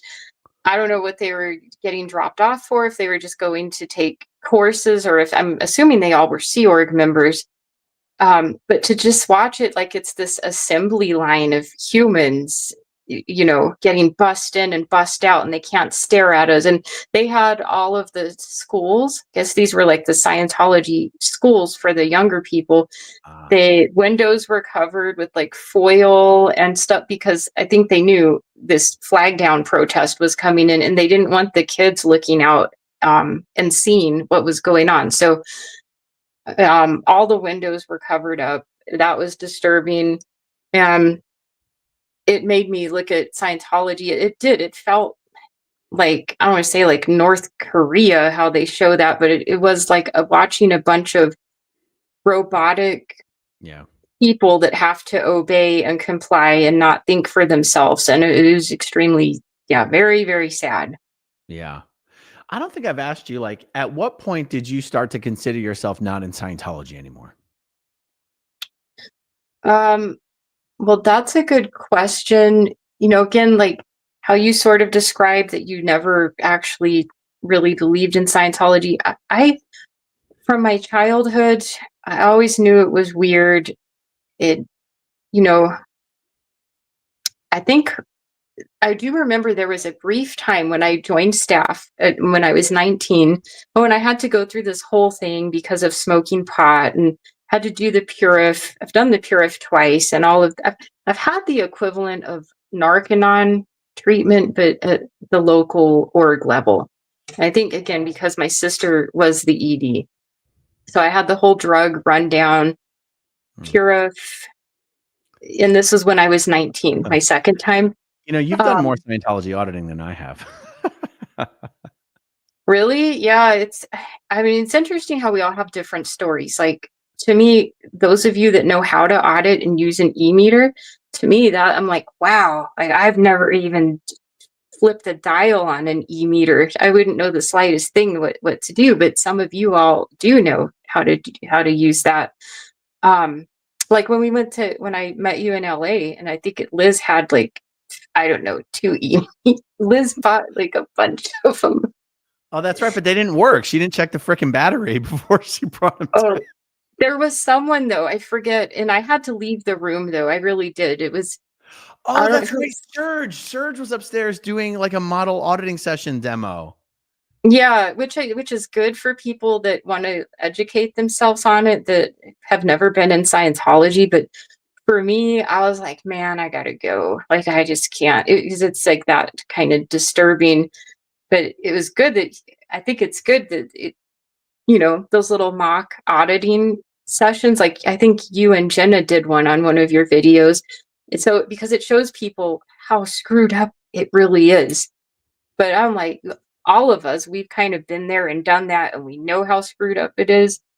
So I had to, I wanted to leave because I'm like, oh man, I just can't watch this. But I guess I'm trying to figure out. It was a lot. The model auditing session thing, it got pretty heavy, I remember.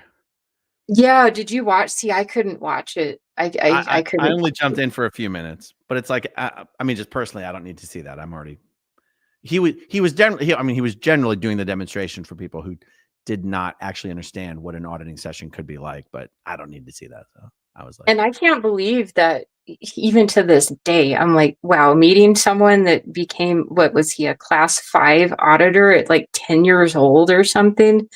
Or he was very young, like to just learn how to do that. And yeah, it's bad enough being asked those questions as a child, but I can't imagine being a child asking those questions to adults.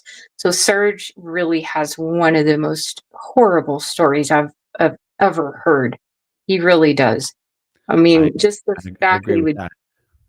yeah, the fact they even had him do that, and it's just mind-blowing. And I can't believe that. It's so weird knowing that Scientology is considered a religion out here, because I remember when it wasn't. It's weird. My parents were already in Scientology for 3 years before I was born. So they were already like hardcore into it. And then I was born. I chose them, I guess. I was lucky, and I chose my parents, my Scientology. Would they say that to you? Yeah, I used to ask when I was younger. I'm like, if Scientology is really helping the whole planet and it's doing all of these great things, I would ask, like, why has no one heard of it?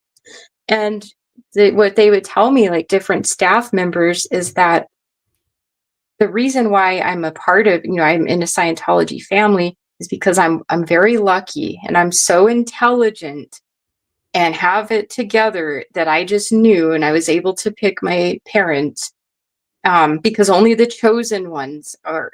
That's why there's not a lot of Scientologists, because yeah, all of the smart people there's just such a small amount of us. we have the secret. We know how to choose. We know how to choose Scientology.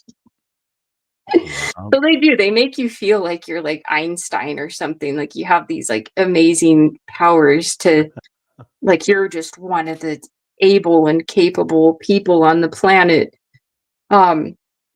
So I've heard like, yeah, all kinds of weird things. The one thing that I did believe in, though, was their whole psychiatry deal. That scared me. Psychiatrists really scared the shit out of me, even though I never dealt with one or knew what they were. But having to hear my whole entire life that psychiatrists are responsible for like every single war, Osama bin Laden. I mean, I even had, when they were doing the Ideal Org charity in Phoenix, there were Sea Org members out here. And this is back in like the late 90s. They were telling me, and I think they were targeting me because I was a teenager, the peak of like Nirvana and all of the grunge music. They said that psychiatry was responsible for Nirvana and all of the depressing music. Wait, responsible for the band or responsible for Kurt Cobain taking his life? Kurt Cobain was still alive, so yeah, but just the grunge music scene, because how it was depressing music. Kurt, Nirvana, Soundgarden, Stone Temple Pilots, Alice in Chains, and it is sort of depressing. It's like down-tone music, depressing music. Really, it's like amazing music. So psychiatry created that whole music scene to make the youth of America depressed, so that we will all want to see psychiatrists and get on Prozac. And Prozac is going to control all of the minds of like the youth of America. I'll never forget, because my mom made me go to this event to raise money for the Ideal Org. And the Sea Org member was just going on, and she sounded really convincing too. So in my mind at the time, I'm a teenager and I'm listening to her talk about all this, and I'm like, wow, this sounds so scary. Like this is the music I'm listening to. So I did. I really believed that psychiatry is out to control the planet and destroy everything. And that's why when people talk about therapy, I went and I saw a psychiatrist for 2 years, up until recently. So I'm like, I want to just know what psychiatrists do, and are they really bad people, and are they? And I would joke around with him, because I was essentially seeing him to get over my fear of psychiatry. Wow. I don't know how many psychiatrists have people like that. Like, I want to see you because I have a phobia against you guys. Wow, that's amazing. And did he indicate that he'd ever had anyone like that before? No, he thought it was funny though, because I remember I'm like, have you ever heard of Scientology? And he's like, oh yeah. Because I think most psychiatrists have, because they're like the arch rival or enemy of Scientology. So I would tell him my stories and he would just laugh and be like, oh my God, that's unbelievable. So seeing him laugh, it would make me laugh, where I'm like, yeah, this is pretty damn ridiculous. Wow. So, but he would talk to me. We would have 1 hour sessions. I guess that's what it's called. Our psychiatry sessions. He'd probably talk to me and give me his psychotherapy for 20 minutes, but then the rest of it, yeah, they really are about like medications and stuff though. But I was like, I want to try some of these meds and see what they do. And is this really going to like, we're like, just give me a cocktail. oh man, I was asking him for every like SSRI. Well, I took an SSRI years before I even dealt with him. And this is funny, but it was prescribed by my gynecologist for PMS. That's why I saw. I remember one time Chris Shelton made a video of like psych meds, and he's like, "Do not take psych meds unless if they're from a psychiatrist." And I'm like, dude, these things are prescribed by gynecologists like crazy. Like for almost, because women, we get like anxiety and that time of the month situation. But just imagine Chris didn't even know that he could have asked his gynecologist for one. Well, I sort of was like, Chris, you shouldn't be talking about this, dude, because he's never taken any. I'm like, first of all, you've never tried any psychiatric meds yourself, so you shouldn't be giving advice on how people should or shouldn't take them. And in the real world, all family doctors prescribe antidepressants, just like blood pressure medication. So, you don't have to just see a psychiatrist to get meds from. And a lot of psychiatrists don't take insurance. Mine didn't. I had to pay cash for him, like $200, almost $200 an hour. And not everyone can do that. And it was a luxury, but I'm like, this is the final chapter in my life to fully heal from Scientology, was seeing a psychiatrist, just to get that out of my head. Because as you know, that's a huge part of Scientology is psychiatry and being afraid of it. Some people in this community seem to think that I'm like against therapy, but that's not true at all. I'm just too cheap to pay for it. Yeah, I heard you.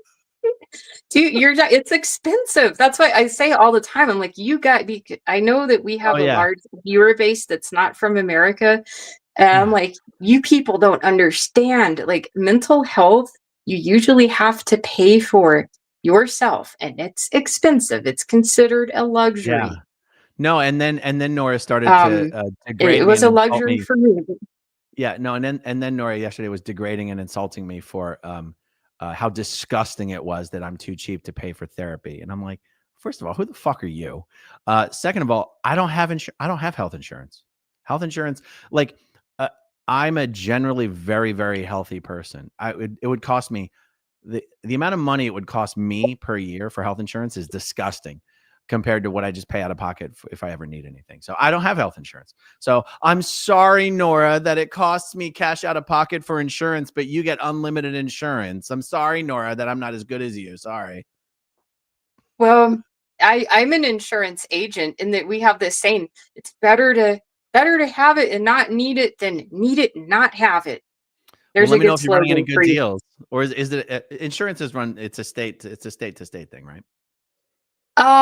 Yeah, it is. But if you work for your employer, it's like I come from the whole corporate structure, so you That's just the thing. get I don't work for an employer. I'm self-employed, so it would be very expensive for you, most likely. Yeah, it would Exactly. be if you're paying for it for yourself, you're probably looking at a minimum of $500 a month just to have an insurance policy. And Florida is similar to Arizona, where we didn't jump on the whole Affordable Care Act, the marketplace for different insurance policies. So yeah, to get one on your own in Florida would be expensive. And also certain states, they don't cover things like psychology, psychiatry. It varies by state.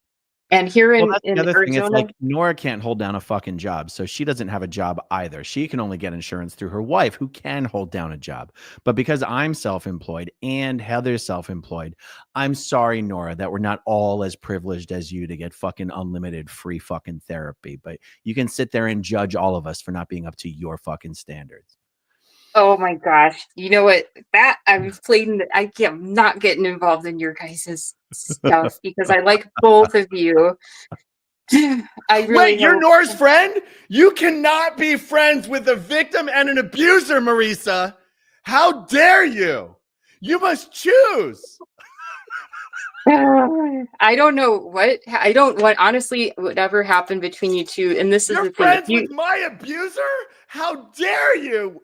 You are canceled. If you were friends with her for just 2 years or something, I probably would be like, what happened? But if you all have known each other for 30 years, that's a long time. And I just feel like it would be I don't know. I just feel like it would be invasive if I'm like, well, what happened to you guys? And it would just make me feel uncomfortable, you know? And I'm surprised, honestly, that the two of you have such a big, I guess, not just a blowout, but to see a 30-year friendship go away. I wish there was some way you two could make up, but I don't know if there is. Yeah, probably not. But you'd have to ask her because she's the one that drives that train. Okay, so let me ask you this. Back to this question. Because I said, when did you actually consider that you were out of Scientology? But let me ask it differently. Let me ask it differently. So who was out of Scientology first? You or your parents?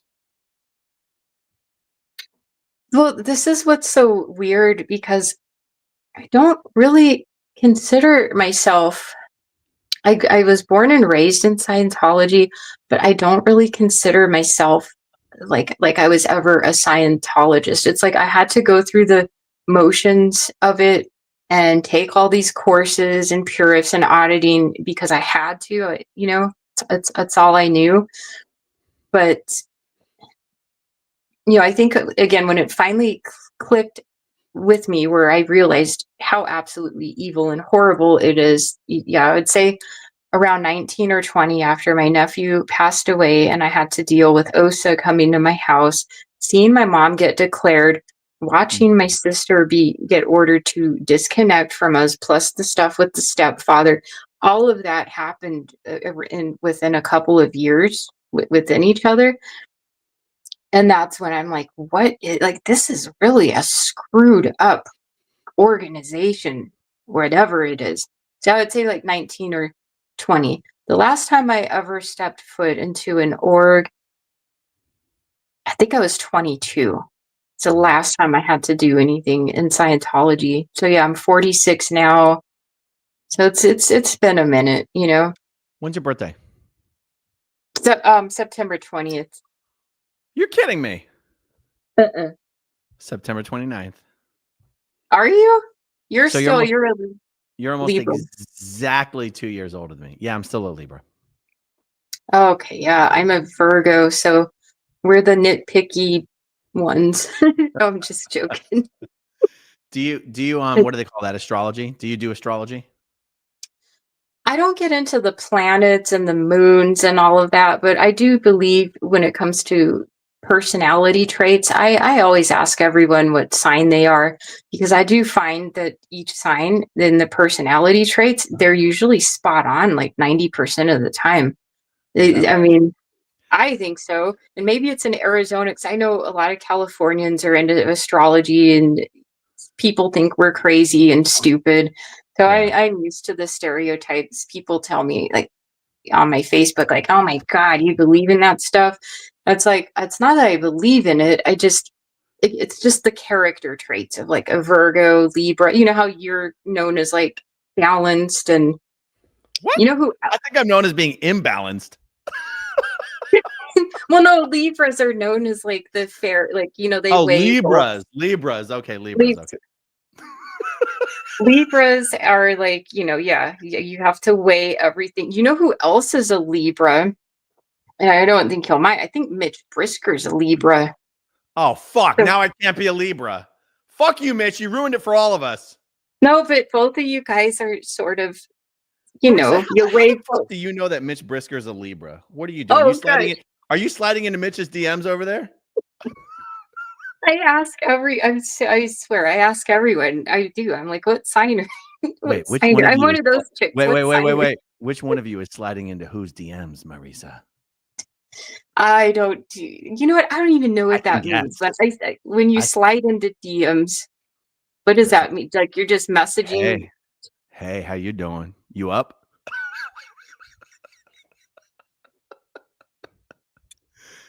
Oh my God.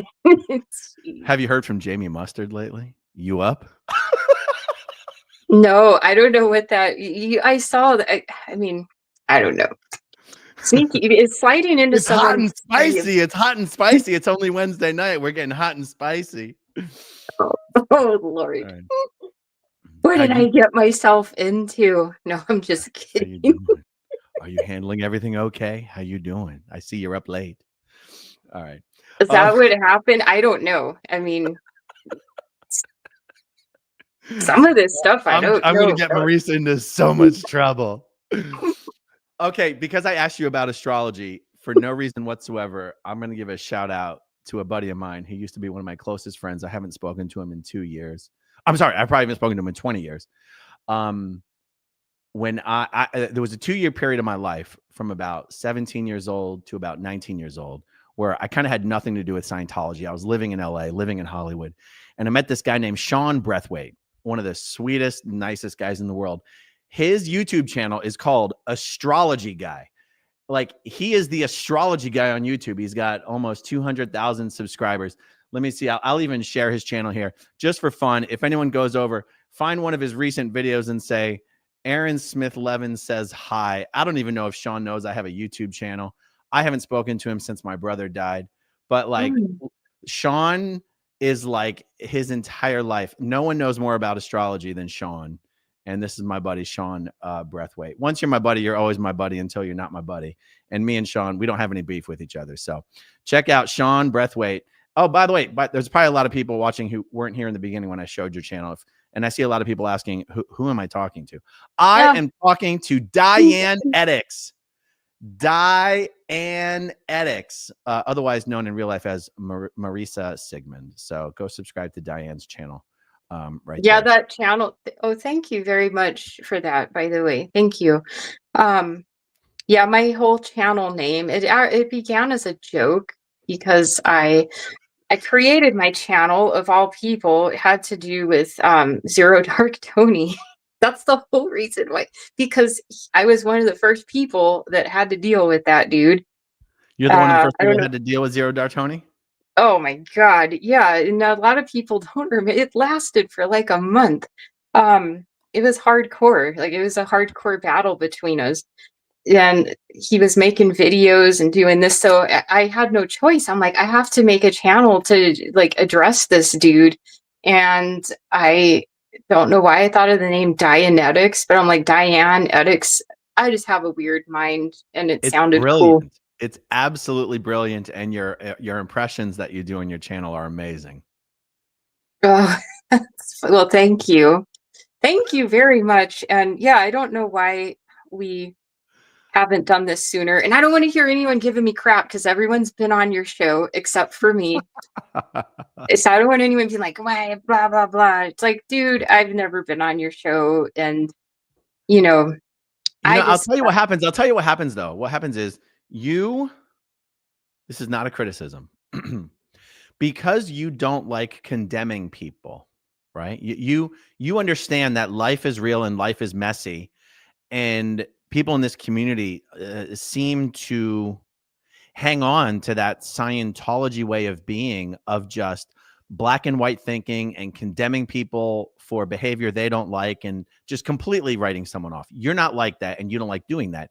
And so because you're not like that, you will jump into pretty much anyone's live chat to at least show some sort of human emotional support. And that can make people think that you're taking sides when you're not taking sides. You're just trying to show love. You're just trying to show understanding.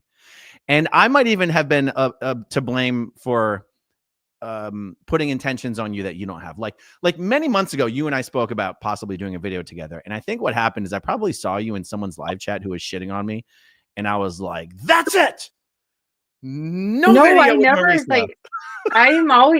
I defend all of you, guy. I do. I mean, Nora, it's hard to defend all of us. Like for example, like you might meaning you say all of us, you mean all the second gens. But if second gens are fighting, it's hard, because it's not like, I don't mean this in any negative way. It's not like if you're in Nora's chat, you're defending me, or it's not like if you're in my chat, you're defending Nora. You're just trying to show some appreciation and understanding and support for whoever's going through something at the moment.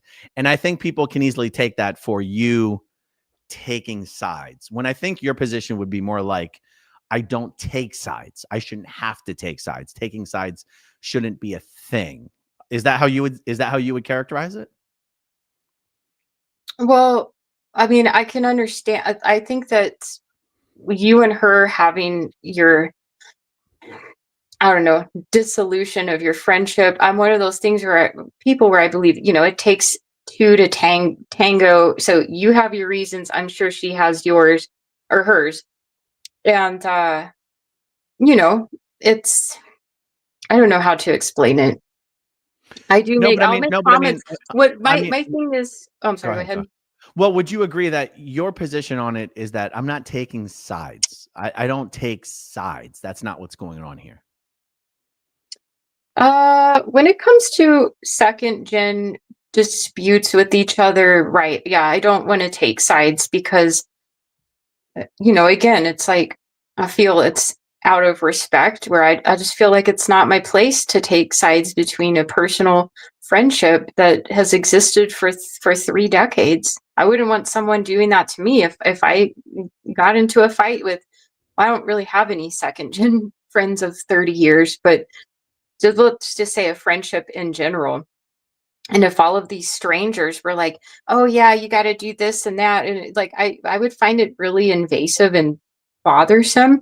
And when I'll leave comments on Nora's videos showing support because a lot of people harass her and give her a lot of crap the same way people harass you and get a lot of crap.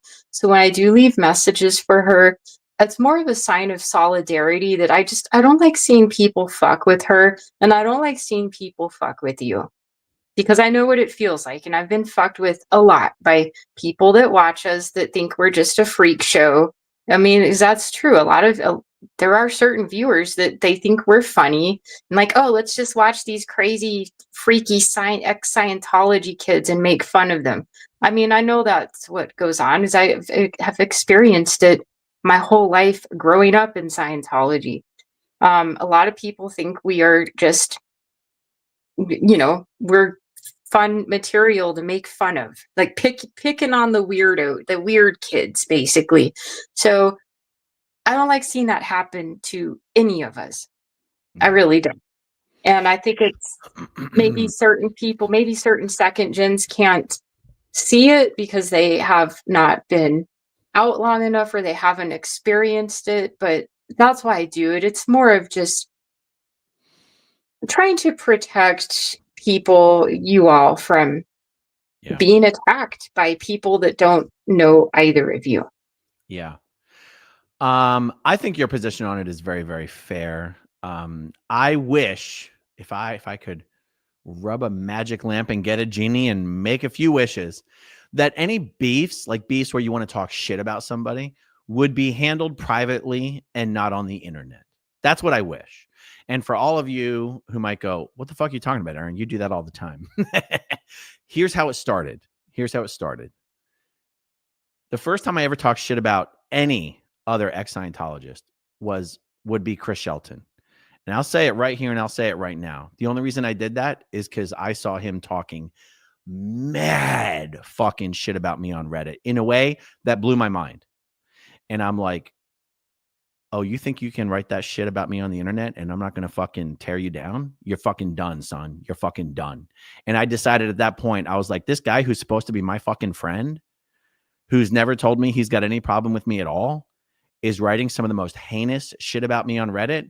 I was like, oh, we can go to war, motherfucker. And let me tell you who's going to win this fucking war. It's going to be me. And so I responded probably out of proportion. But I can tell you what, up until that point, I never would have dreamed that ex-Scientologists would be attacking each other on YouTube. And maybe I set a bad precedent. Maybe me going after Chris Shelton set a bad precedent. But Chris, I'm just here to tell you, the fact that you thought that you, who I considered a friend, could write the kind of heinous, disgusting fucking shit about me on Reddit that you did, and you thought there would be no consequences. I think less of you as a human being for that. And so I admit I escalated it. I escalated it from Reddit and I took it to YouTube. And maybe that was a bad precedent because ever since then it sort of became okay to go after people on YouTube. And so I can take responsibility for that. But I can say I did not start it. Chris Shelton started the phenomenon. Now, at least in modern times, because one of the things I wanted to discuss with you is what kind of a shit show it was, because you were around before I was around, and I think it was a shit show long ago. But the YouTube phenomenon is a little more recent, And all I got to say, Chris, is you fucking started it, dude. And I might have finished it, but you fucking started it. That's all I got to say. And that's why I've never reached out to you to try to bury the hatchet, Chris, because I saw the fucking shit that you wrote. And I said, no, only a disgusting, despicable, weak, cowardly human being would write that kind of shit about someone who's supposed to be a friend and put it on the internet and think there wasn't going to be a fucking answer. Okay. So on that hard pivot, let's go. Marisa. Hey, but this is, I'm like, oh man, because I don't like that motherfucker either. So I was like, I feel your pain. The different reasons though. And having dealt with both you and Chris, and I know there is the narcissist deal, that is happening. I think that he is much more of a narcissist than you, just with my personal dealings. But again, it's like everyone has a different experience.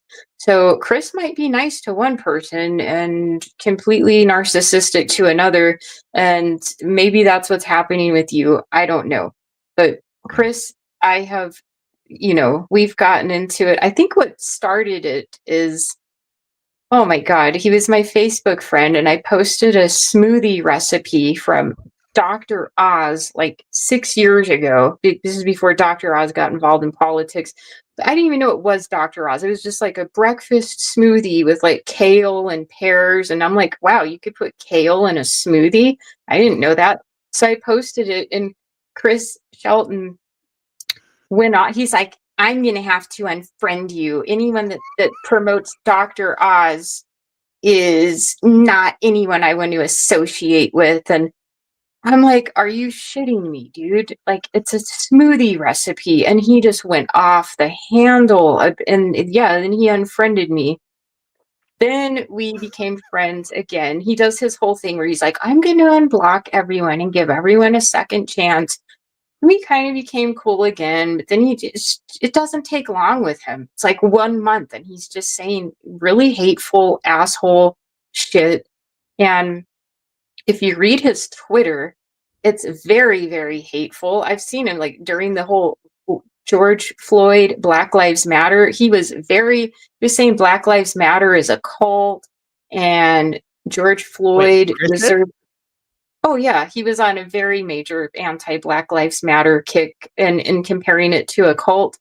And I would see a lot of people say, Chris, why don't you have Black people on your show? Because he was making videos about, if you go back like it's probably 2 years ago, nonstop videos about Black Lives Matter, but it's just him talking. And people were like, dude, because Chris Shelton's not exactly the most culturally hip dude.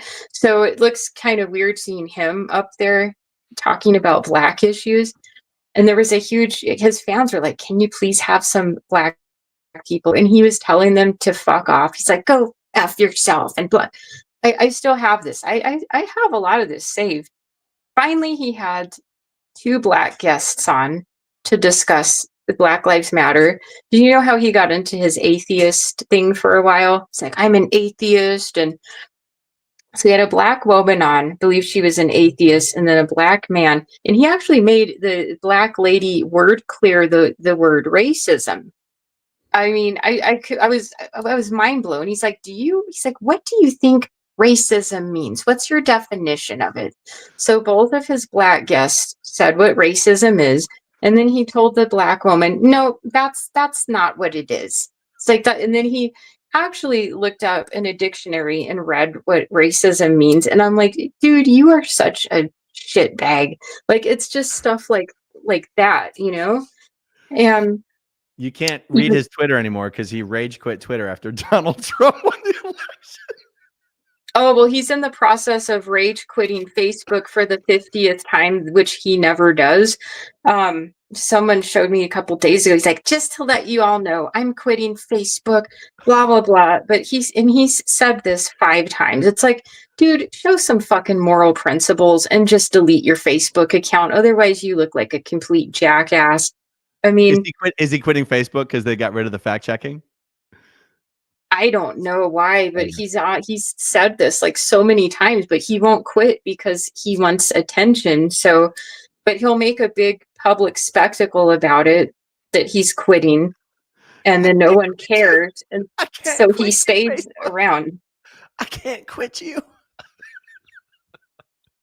Oh, we're having fun. We're having fun. No, he did make one time he did say that. He's like, I'm quitting Facebook. It was over. Remember the whistleblower that came out and said how Facebook is, this and that. This is like what, a couple years ago. It was the huge And a data lot, mining thing. I'm looking at what was the whole data mining thing? Cambridge Analytica. Cambridge Analytica. yeah, Yeah. there was that, but there was the lady that used to work for Facebook, and she came out as a whistleblower saying how Facebook specifically targets, I don't know, like young girls, or think they like to do advertising and kind of the whole algorithm, but feeding our youth with like messed up messages and things like that. Like, I don't know if you remember that, but it was a big deal. And he threatened to quit Facebook. He's like, I cannot be on Facebook any longer because of this. And he threatened to quit, but he didn't. Yeah. A lot of people, like a lot of celebrities, quit Facebook when that was going on. And the fact that he didn't, I'm like, man, this just shows you really don't have like a moral compass or backbone, and you really don't defend anything. Because if I really hated Facebook for that, I would have quit. I would have been like, I'm out of here. But he's still there and making posts that he's gonna quit, but so far he hasn't, and I don't think he's going to. Yeah. Well, Chris Shelton sent me a disconnection email, a text message a couple years ago. That was just one of, honestly, the funniest things I've ever seen. I've memorized it, although it's been a little while. It was like, Aaron, we will never speak again.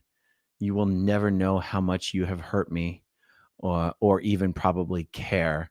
I would say have a good life, but I truly do not wish that for you. Goodbye. I saw that. Actually, I saw that. I don't know if I did see that, and I'm like, what a freaking weasel.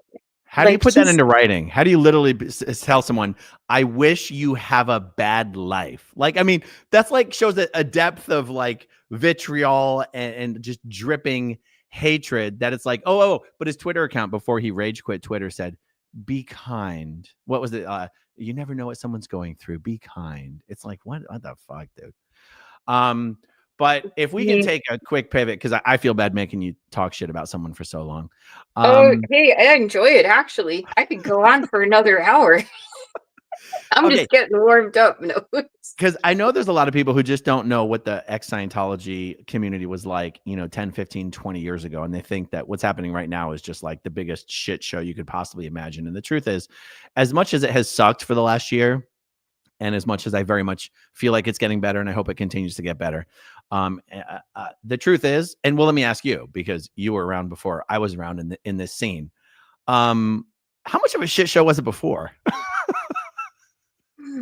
Honestly, it was always bad, but it was weird because if you were mad at someone, you just typed it out. It was like having to read, like arguing, but typing it out. And then there was that website, Why We Protest. I don't know if you remember that, but that would be the equivalent of what Reddit is. So Why We Protest, that was the site where, and it wasn't anonymous at all. Anyone could go and publicly see everything. Like the real anonymous members did not go on Why We Protest. But I've had trolls and people that didn't like me, and they would go on Why We Protest and set up like 20 different accounts in my name. I faced this a lot, like after Arnie Lerma passed away, because he was a really good friend of mine, and Ginger too. And when they passed, or when he passed away and that whole traumatic event happened, they were just like, people were running his name and Ginger's name through the mud and making just a huge, unnecessary, kind of trashy ordeal about it. So I was sort of like, I was defending both of them. I'm like, show these people some freaking dignity, man. Like, this is a tragedy. There obviously was some like mental illness. Probably both of them are second gens too. That's what people don't realize. Both Arnie and Ginger were second gens. Are you kidding me? I did not know that. Yeah, Ginger's mother wrote The Way to Happiness. What? Yeah. She wrote, I forget her mom's name, but she wrote L. Ron Hubbard. Of course, it's like copyright is like L. Ron Hubbard created it, but her mother was the one that wrote The Way to Happiness. And L. Ron Hubbard kind of put it together as, yeah, you can even look it up. I'm sure there's an info on it on the internet. And Arnie's mother was a Scientologist too. So they're like the old school second gens from, Wow. And I was very close to Arnie, and I have a lot of opinions on what happened and why it happened, but I really just think the way that the ex-Scientology community treated both that whole situation was extremely disgusting in my opinion. Instead of seeing like the big picture of things and showing some compassion and understanding. So just because, and then I wrote a eulogy to be read at Arnie's funeral. I couldn't attend it, but someone read my little, I think it may have been Tori that read it. And I got so much shit for that. Like people telling me that I'm a defender of a murderer. And, he didn't kill her, but, again, it was an attempted, what happened. But so many people telling honestly, the whole Arnie thing, like Arnie was a little bit before my time. I wasn't on the scene when Arnie was around. Yeah, it was bad. I got a lot of shit for that. Do we want to say what happened? I feel almost bad talking about it. I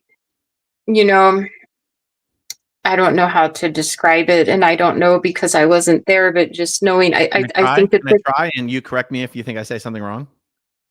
Oh yeah, of course. Arnie and his wife Ginger or ex-wife Ginger? What was it at the time? Girlfriend? Wife. They were still married. Yeah. Okay. So as Marisa just said, second gens, but older, maybe 60s, right? Maybe. Yeah. And Arnie, I don't know if it was just a mental diagnosis situation or if it was a chemical induced situation. But he had some sort of a break and he took a firearm and he tried to unalive Ginger and she ended up getting shot in the face, right? Yeah. And then he took his own life. Sorry, guys. Right. And I think, the reason and it's hard people, to people think the YouTube drama is a big deal. Like that's what was going on a number of years ago. Like what, 5 years ago, 6 years ago, 7 years ago? What do you think it was? Oh gosh. 10? Yeah, I think I don't know if it happened in 2013. I'd say 7 to 10 years ago. Yeah. But this is the thing. The very first funeral I ever experienced in my life, I was 14 years old, and it was my best friend. Her father did a murder S word on, himself and her mom. Both of them passed away. And that was the very first funeral I ever had to attend in my life. It was my best friend's parents, the dad unaliving both of them. So I look at Arnie's situation from a different perspective because I witnessed it sort of firsthand on a personal basis and the dynamics of how it led up to that and just mental, physical health, all kinds of stuff. I mean, it's a really, really deep subject matter. Yeah. It's not something where it should be like, oh my God, he's this and that and a murderer. And not even my best friend's family behaved in that way. They understood from both sides that it was a tragedy and a lot of mental and physical illness took place in that. And so with the Arnie and Ginger situation, talking about two people that were second gens, early ones from the being born and raised in Scientology since the 50s or 60s. And Arnie was a very intense, he was a very intelligent person, and the things he would talk about, I know some of it was conspiratorial, but a lot of it was very intelligent stuff that he exposed about L. Ron Hubbard and the inner workings of Scientology. Yeah. And, I would see people like Tony Ortega and Chris Shelton constantly calling Ginger and Arnie kooks while they were alive.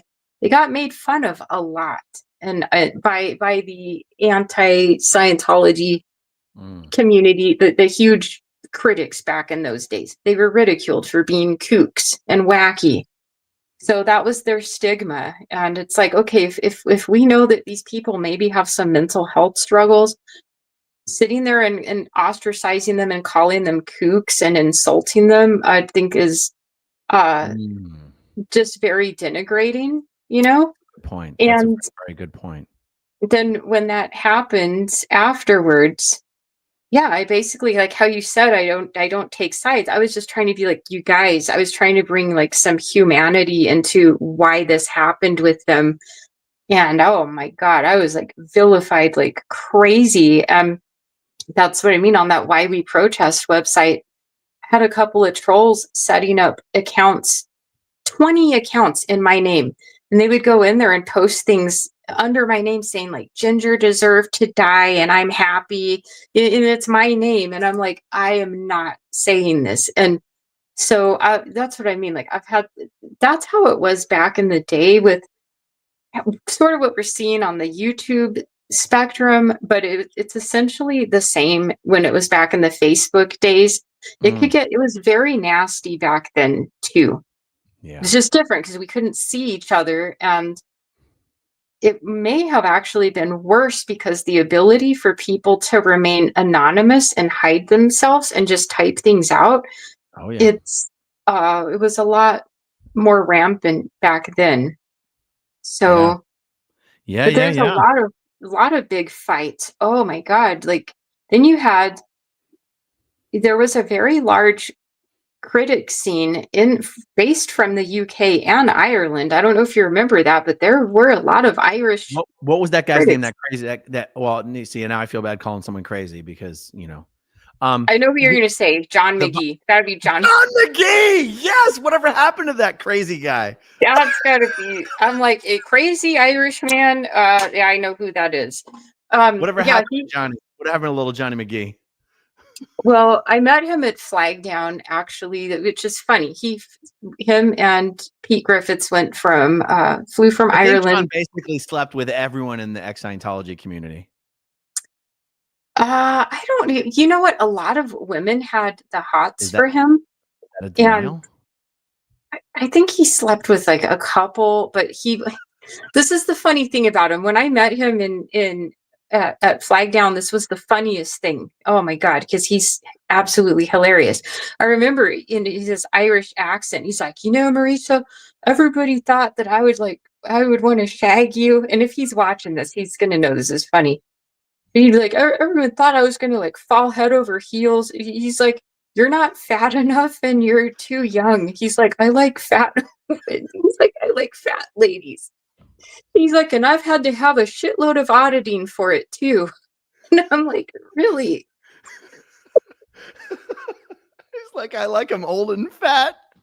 That's what he was so funny though. And when we went to Flagdown, or, this whole time, he would get in the faces of the OSA members and he would, just imagine Conor McGregor, because that's what he reminds me of, but just the same attitude. And he would tell OSA, he'd be like, fuck you, I'm from Ireland. I don't have to do anything you fuckers say. And I'm not going to do anything you say because I'm not from the United States. And oh my God, that guy I had to tell him, like, dude, I don't know, man, you are like a lot of trouble.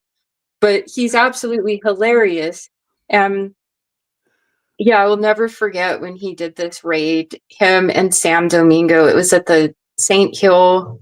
What was it? They're big. I forgot about Sam Domingo. Whatever the hell happened to Sam Domingo? Honestly, I don't know, and it sucks. I wish they were still a part of this community, but to be honest with you, a lot of people from the UK and Ireland, they got, because Leah Remini is really not famous out there. You know, she's really not. She's famous here in the United States, but in those countries, she's not known as a celebrity. And a lot of the Irish and UK critics, they got tired of America's obsession with like the celebrity aspect of Aftermath, when in their minds they're like, we're here to fight Scientology and the abuses. We don't want to talk about Leah Remini all day long. So and it's sad because that's why most of them are gone. They did a lot of good work. I remember John McGhee would jump on the stage when the Jive Aces would perform, and he would just jump on stage and like ruin their concert. So there's a lot of things that have happened where I'm like, yeah, back in the days, a lot of interesting and important things have happened in this movement. So when I see everyone I could get behind that kind of activism right now. Maybe maybe there's room for John McGhee to make a comeback. But I'll tell you what, though, the YouTube audience over the last few years will have no idea probably that Sam Domingo has that name because she was the ex-wife of Placido Domingo Jr. And that Placido Domingo Jr. was a Scientologist, and he was also an wait, was he an ex-Scientologist as well? Or did he stay in? Oh gosh, I think he might still be in. I have not talked to her in about 8 months. You know, I know that she has a lot of things going on, and I think that that's not that long, Marisa. I thought you were going to say 8 years. Well, no, every once in a while I'm like, hey, are you okay? But she it's hard to reach her because, you know, I have to have WhatsApp and things like that. But, you know, they're okay. I think that people out there, unfortunately, I don't want to say unfortunately, they're living their lives. But, like, I mean, it's unfortunate because they're not around, but they are just kind of more concerned with their personal lives and what's going on out there. And so that's what I mean. In a way, the Aftermath show has been a blessing and a curse in disguise, because it has raised awareness against Scientology, but it eliminated a huge chunk of very important UK and Irish activists, because they were just like, why is everyone talking about Leah Remini? Like, we don't even know who Leah Remini is, and we just want to fight the cult and bring it down. And America, we do have our celebrity worship culture, and they got tired of it. That's right. You know, now that you mention it, the show didn't really include any Europeans, did it? I don't think so. I do remember one time Leah Remini called, I don't know if you remember this Irish lady named Fiona, and she was more into like autism activism, but she was fighting the Mace Kingsley stuff because of she just Scientology for some reason, and what Scientology does. It rings a bell. She became a huge activist, but Leah Remini called her, and I think that Fiona had no idea who Leah Remini even was, because again, she's not famous in Ireland. So Leah Remini called Fiona, doing her whole thing of like, you know, I think she wanted to interview Fiona, but then she was kind of strong-arming Fiona at the same time, trying to kind of be her usual, like, well, if you don't do this and that, then I'm going to get my lawyers involved. And Fiona told Leah to fuck off. She's like, go fuck, like, it's on, like, she recorded it, because Fiona didn't, she's like, this chick is not a celebrity in my world. Like, who is she calling me, trying to act like this and that? So that was one thing where I could just see the cultural divide with how the Aftermath show is received here in the US versus Europe, the UK, and places like Ireland. Because as you know, I mean, our friend Stephanie Hutchinson, for example, is the poster girl of being an obsessed Aftermath fan. So you had like all these people acting like Stephanie Hutchinson. And so, people in Ireland are like, this is weird. Like, why is everyone talking about Aftermath nonstop? Interesting. That's kind of what I saw, and I hope it would be nice if those people could come back. John McGhee, I believe, is he's kind of into political stuff in Ireland, to put it nicely. He's kind of shifted gears, and he's involved in like the political things. Is that right? Yeah. All right, real quick, I have a proposal. I need to take a bathroom break like nobody's business. We got George in the back office. George, would you be able to bring up some questions for? Do you have to go to the bathroom, Marisa, by any chance?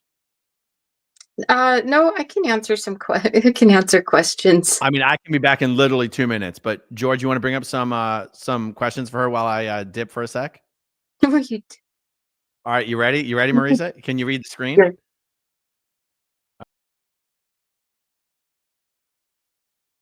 Oh gosh, I'm going blind. I'd love someone to tell Dianne Etex she is being controlled by Aaron. Oh,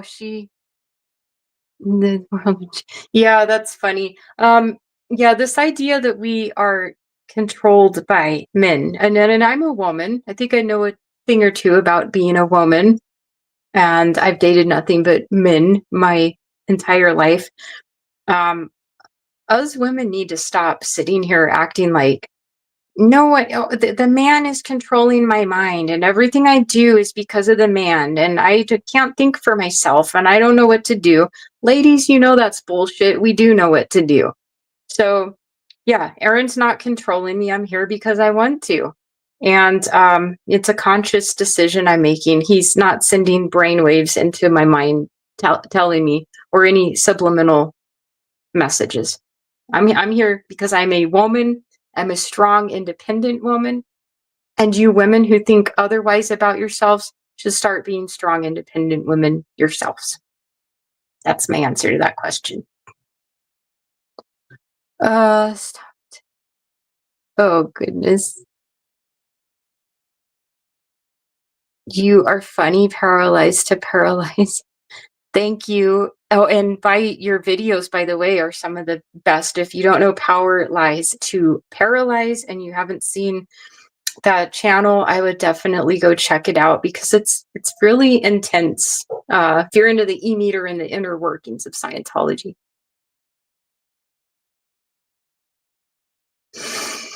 I'm loving this, the honesty and ability. Sorry, I need to wear my glasses. Disagreement. Yeah, if we could, I don't know, like I said, there are always going to be people that never get along with each other. For instance, I would probably never get along with Chris Shelton, but if there's a way to get along with people, and if you find a way to do that, I think that's the most conducive solution at all. And I never used to be like this. Aaron knows. I used to constantly be a shit talker and mean, and I still can be to a certain aspect, but I do it to people that are being really crappy to me. I think I've just evolved a little bit where I see the human struggle, and all of us second gens, we're at different stages in life processing our whole healing journey of Scientology. And it's not like I'm an expert. It's just, again, haven't had anything to do with it for 22 years. So I see what some of you second gens are going through, and how viewers, there's a lot of people living vicariously through the internet, Aaron, through our lives. Mm-hmm. They're living vicariously through the internet, and they think that they are you and me. And they really do. They delusionally believe they are living our lives. And I don't like that, because you guys, that you folks that do that, you're not living in my shoes. You're not in my life. You're not in Aaron's personal life. You're not in Nora's personal life. And some of you are going overboard. Some of them are going very overboard with both of you. Yeah. I'm sure Nora doesn't like it, and I know you don't like it. And that's the part that bothers me the most, are the people where it can actually be outright dangerous. That's why you see people like Taylor Swift getting restraining orders on people like that. Yeah. Well, we have them too, believe it or not. And it's funny because I'm like, we're ex-Scientologists. We're not the Beatles, you know? Okay, so we've got someone here says this is John from Flag Down, but I'm assuming that's not John McGhee. Hey, John McGhee at Marisa. Flag Down? Was John McGhee at Flag Down? He was, yeah, but I don't know if that's really him because he would have said Okay. something different. Okay. I think that's a poser. That's not John McGhee. No, John I McGhee. think that is genuinely someone named John who was at Flag Down. The question is it Oh, John okay. I thought you were McGhee? saying John McGhee. I'm like, Well, no, I yeah, was asking you, was John McGhee at Flag Down? yes. Right. So Mulder 1013, if that's what it was, let me see. Let me scroll down. Clarify for us, Mr. Mulder. Are you John McGhee? Are you John McGhee? Will the real John McGhee see? I don't know if John McGhee wants to get involved in this, but you know what? You know, He's we a could controversial. use some Irish ex-Scientologists on the YouTube scene. He is a very controversial figure these days. I will put it to you that way. If you think John you're John or McGhee, yes, in Ireland, he's oh, yeah, is he hard became right? Is he hard right? yeah, I guess if you want to, and I don't really know Irish politics, but that's what he has the stereotype as. He's kind of a hard right. Is he the Chris Elston of Ireland? Oh my God, that dude is the worst person I've dealt with. Marisa, And did like, you see that Chris fucking Elston got retweeted by Elon Musk?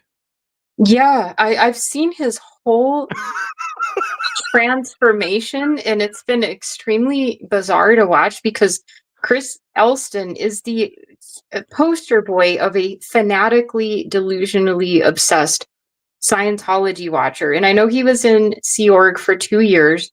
That's his whole story. But when he first came onto the scene, I remember he would create these private Facebook groups with nothing but women. So like me, Melissa Paris, other chicks, and then he's the only guy. And this is why I made a video recently of how to tell when people are full of shit. Is like he was so overzealous and hyper vigilant and like up our ass constantly. I mean, Chris Elston would message me, DM me probably 24 hours a day. Like, what do you think about this person? What do you think about this person? What do you know about this? What do you know about that? And he seemed nice in the beginning, but then I saw him do his whole attempted takedown of you and your aftermath forum, where he spent, I don't know how long it took, but he took all 10,000 of your members and then created it like it was his group, and he's the official aftermath. Well, that's because before, because right now I have the Facebook group called Supporters of SPTV. Now, before it was called that, it was called Supporters of Leah Remini Scientology in the Aftermath. But the reason I created the supporters group, before the supporters group existed, there was a Facebook group called Fans of Leah Remini Scientology in the Aftermath. And this group was created by a person who had never been in Scientology, some guy in Scandinavia. And Chris Elston, even though he had nothing to do with the show, somehow wormed his way to be one of the admins of the group. And so once the people who were on the Aftermath show discovered the Facebook group, we all joined the group and we were happy to answer everyone's questions and interact with everyone in the group. But Chris Elston decided he didn't like the way I was answering questions. And so he started deleting my comments and deleting my answers and deleting my posts. And so he was sent, the Facebook group was called Fans of Leah Remini Scientology in the Aftermath. And he was censoring people who were on Scientology in the Aftermath. And so Chris Elston is the one responsible for us leaving that group and creating the supporters group. Chris Elston is now known as Billboard Chris, and he does a bunch of anti-trans activism.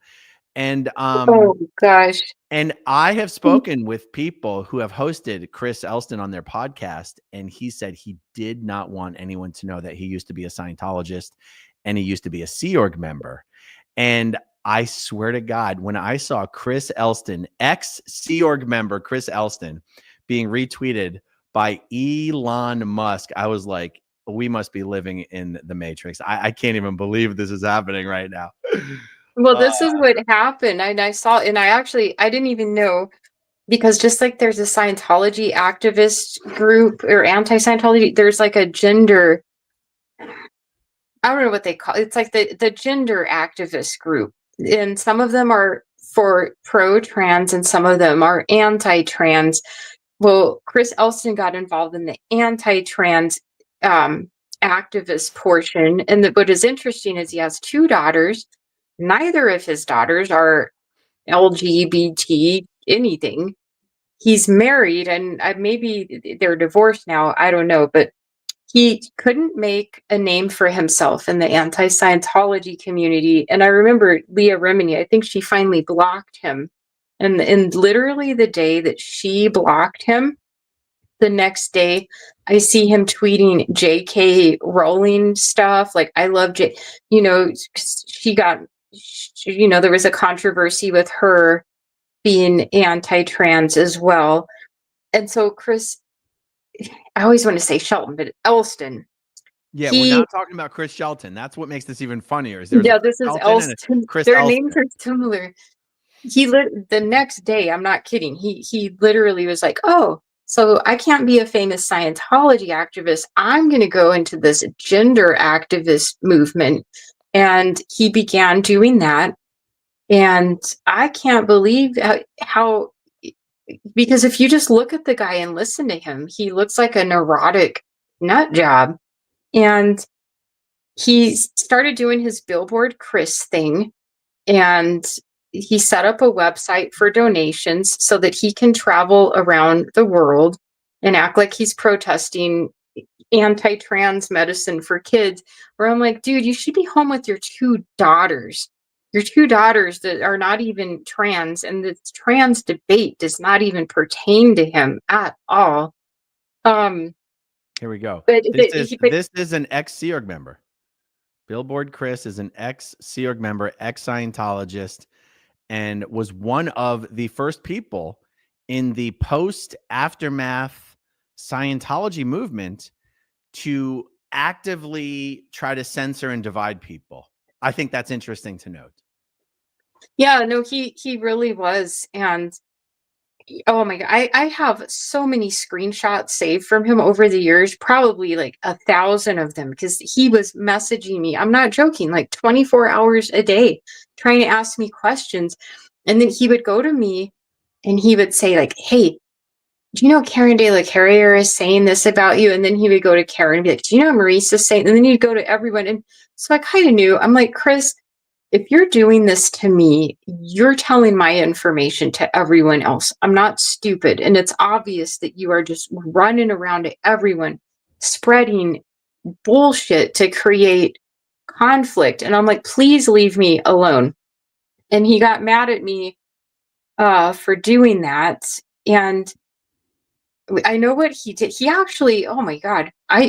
He posted a Twitter. He emailed himself a death threat. This is what happened. Like, he emailed himself a death threat from an anonymous account, and then he posted it on his Twitter and said it was from me. And he's like, "Look at this death threat that Marisa Sigmond sent me."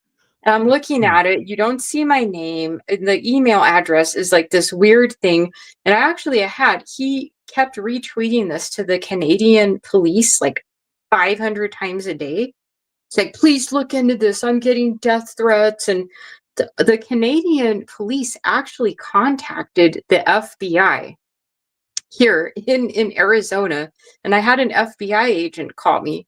I made a video about this. An FBI agent was like, "This is Agent Bloppity Blob from the Arizona FBI." And he's like, "Do you know a guy named..." You're kidding me. No, I'm dead serious. He's like, "Do you know someone by the name of Chris Elston?" And I started laughing and I was like, "Yes, I do. And I know exactly why you're calling me."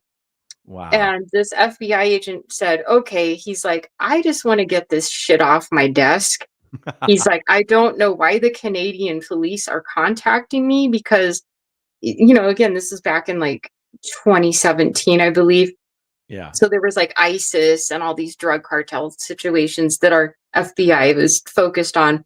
And he's like, "I'm an FBI agent." He's like, my job is supposed to be hunting down ISIS and the Sinaloa cartel. not dealing with middle-aged Canadian men that are upset on the internet. And he's like, so it's up to you if you want to come down to the office. He's like, you don't have to. I just needed to talk to you. And I'm like, well, am I in trouble? And he's like, if you were in trouble, I wouldn't be calling you. He's like, we would be knocking on your door. Yeah. Amazing. So amazing. The FBI office is, but I went to the FBI office because it's only like 5 minutes away from me. And I've always like, how often do you get an invitation to go see the FBI and like not be in trouble? So I went. I'm like, dude, I just want to check out the office and see like what an FBI building looks like. So I went, and the FBI agent talked to me, and he's like, yeah, we checked the IP address. It's not even from Arizona.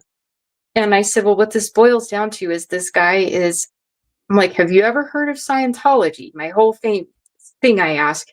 And the FBI agent said, isn't that the wacky UFO cult that Tom Cruise is a part of? And then he sort of laughed. And I'm like, well, yeah, that's it. But there's a lot more to it than that. And I tried explaining it to him, but this FBI agent, so when people talk about the FBI and Scientology, I just think our FBI does not care. And they look at it as a kooky, weird cult that they just don't really, they're adrenaline junkies. Like the guy told me, they want to fight ISIS and El Chapo and do adrenaline type things. But yeah, I talked to this FBI agent about Chris Elston, and it was like a 10-minute conversation. And he actually called the Canadian police and was like, please do not contact us for petty things like this, because this is not our job. That is absolutely incredible. I want to show his Twitter again one more time. And, you guys know that I stay away from politics hardcore on my channel. I do not mind saying that I do not personally think children should be put on puberty blockers. I'm not taking a hard stance on it. I'm just trying not to be a hypocrite here. But what I find objectionable here is that Chris has a worldwide platform now. He's being retweeted by the richest person in the world. And he's horribly afraid of anyone knowing that he used to be a Scientologist and he used to be a Sea Org member. So if you want to tweet at Billboard Chris, just tell him, hey, we know your secret, bro. We know you were a Scientologist. We know you were a Sea Org member. We know you tried to censor Aaron in the fans of Leah Remini's Scientology in the Aftermath group, you piece of shit. Well, and another thing is when people talk about how you can buy subscribers, I remember this. He had 200 followers at the time on Twitter, and I don't use Twitter. I think they're called followers on Twitter, but he had about 200, and Leah Remini kept ignoring him, and all of you from the Aftermath show kept ignoring him. And then I saw his replies and his tweets, and he's like, watch what I'm about to do. And he really did buy an app. And within the next 24 hours, he went up to like 60,000 followers. So he did buy one of those. Really? So he went from like 200 to like 60,000 followers because of this booster app that he bought. But then when his gender trans campaign took off, and then he was on Tucker Carlson. He's been on Tucker Carlson. Chris was on. Oh, I remember that. He was on Tucker Carlson. So automatically, so that's why he has such a large following now. But I would say 60,000 at minimum are bots that he paid for during his wannabe Scientology activism days. And his whole thing, I mean, I'm looking at it as a daughter perspective. I'm like, dude, if I'm not trans or gay and my dad deserts me to go travel the world to talk about trans issues when that doesn't affect me at all, and he's leaving me and my mom behind so he can get a bunch of self-recognition, and because that's all he's about. I mean, I've known that's how he was in the anti-Scientology movement. If you want to talk about a narcissist, that guy is like a 5,000 megaton narcissist. And he's one of those people that will demand if you do something, he's like, you need to thank me. And the guy is just like a complete one of the nuttiest people I've dealt with in my life in this movement would be him. Yeah. And it's all like very extreme. The people he's catering to are like hardcore extreme. I would say major evangelical right-wing Christian fundamentalist. That's his whole fan base. And It's his whole career now. It's kind of interesting. It's amazing to see someone that we knew just a few years ago that was a guy that was just begging for attention on Facebook, and now he's got all the attention that he ever wanted.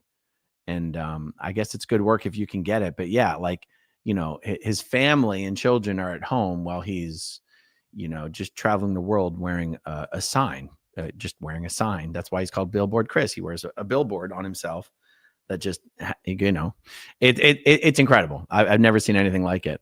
And I don't even remember how I first became aware of it, but I was like, I mean, I don't know when I first became aware of like how high his profile had risen. It might have not have been until, you know, Elon Musk retweeted him that I was like, wait a second, hold on. Did Elon Musk just retweet Chris Elston? What's happening here? well, Chris was begging for Elon Musk to pay attention to him for a long time. And Chris is really persistent and annoying, and he will not stop until he gets that attention. And yeah, I remember when Elon kind of first recognized him, but I'm like, dude, this is like the wrong guy. Even for people that are, I guess, into, you know, the whole activist scene of puberty blockers, I'm like, this is not the right guy to be representing you, because he's a complete maniac. And he's a maniac. Again, I'm like, and man, you'd never know until you got into his close inner circle what a maniac this guy is. Oh, his daughters are going to grow up and probably never want to talk to him, because I wouldn't. I'm like, wow, Dad, why are you leaving me to fight for something that doesn't even pertain to me or your family? And you're acting like you're this global crusader for something that I'm not even dealing with as your daughter. So I would be hurt, you know, because he essentially left his wife and his 2 daughters to do this. That's all for self-recognition and fame. And I don't know how much money he's making, but there's a lot of dumb people in that circle where he's probably making a pretty penny, if I had to guess. For sure. Hey, what if we run through some of the starred comments? There's not too many here. I think we can do it pretty quickly. Okay. All right, cool. Katie did. I'd love someone to tell Dianetics she is being controlled by Aaron. The world would shake. No, you know what? Your admin, he read that and I answered it and I was laughing. And what I simply said was like, you know, this idea, and I'm a woman, obviously, you know, and I dealt with a lot of, I shouldn't say a lot, but, you know, I've had relationships with men. And this idea that us as women, that like we can't think and we're constantly controlled by men, and men are like dictating everything. Maybe that's what happened in the 1930s and the 40s, but in 2025, that's not how things go these days. And as women, we know that we have control and power, and we have mental capabilities. So yeah, Aaron's not controlling me or sending electric vibes into my mind to do this. I did that. I'm consciously aware of what I'm doing because I am an independent thinking woman. I'll tell you though, the people who like to say that everyone is my flying monkeys, or that I'm narcissistically controlling or abusing this person or that person, I just think it's interesting. They never accuse me of doing that to men. They never accuse any men of being under my control. The women who are always accusing me of narcissistically controlling women never accuse me of narcissistically controlling men. I just find that to be sexist personally.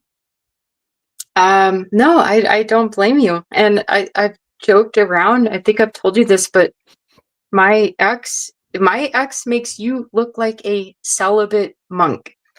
It was